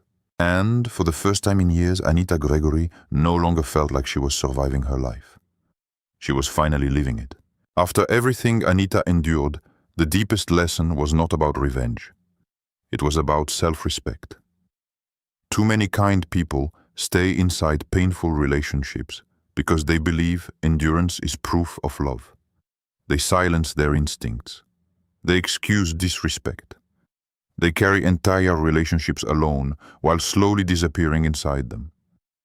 But love should never require you to abandon yourself. Real love does not confuse you constantly. It does not punish your emotions. It does not make you feel small so another person can feel powerful. Sometimes the bravest thing a person can do is stop protecting someone who keeps hurting them. And sometimes healing begins the moment you finally believe your own pain instead of explaining it away. Anita's story was never just about betrayal. It was about awakening, about learning that kindness without boundaries becomes self-destruction, about realizing that being needed is not the same as being loved, and about discovering that peace feels unfamiliar at first when chaos has been your normal for too long. Most importantly, it was about understanding this: a woman who finally chooses herself is not selfish, she's free. And if this story touched you in any way, share your thoughts below. Have you ever ignored red flags because you loved someone too much? Have you ever had to rebuild yourself after emotional betrayal? Your story may help someone else feel less alone tonight. And if you want more emotional stories about healing, betrayal, strength, and self-worth, don't forget to subscribe and stay with us for the next journey.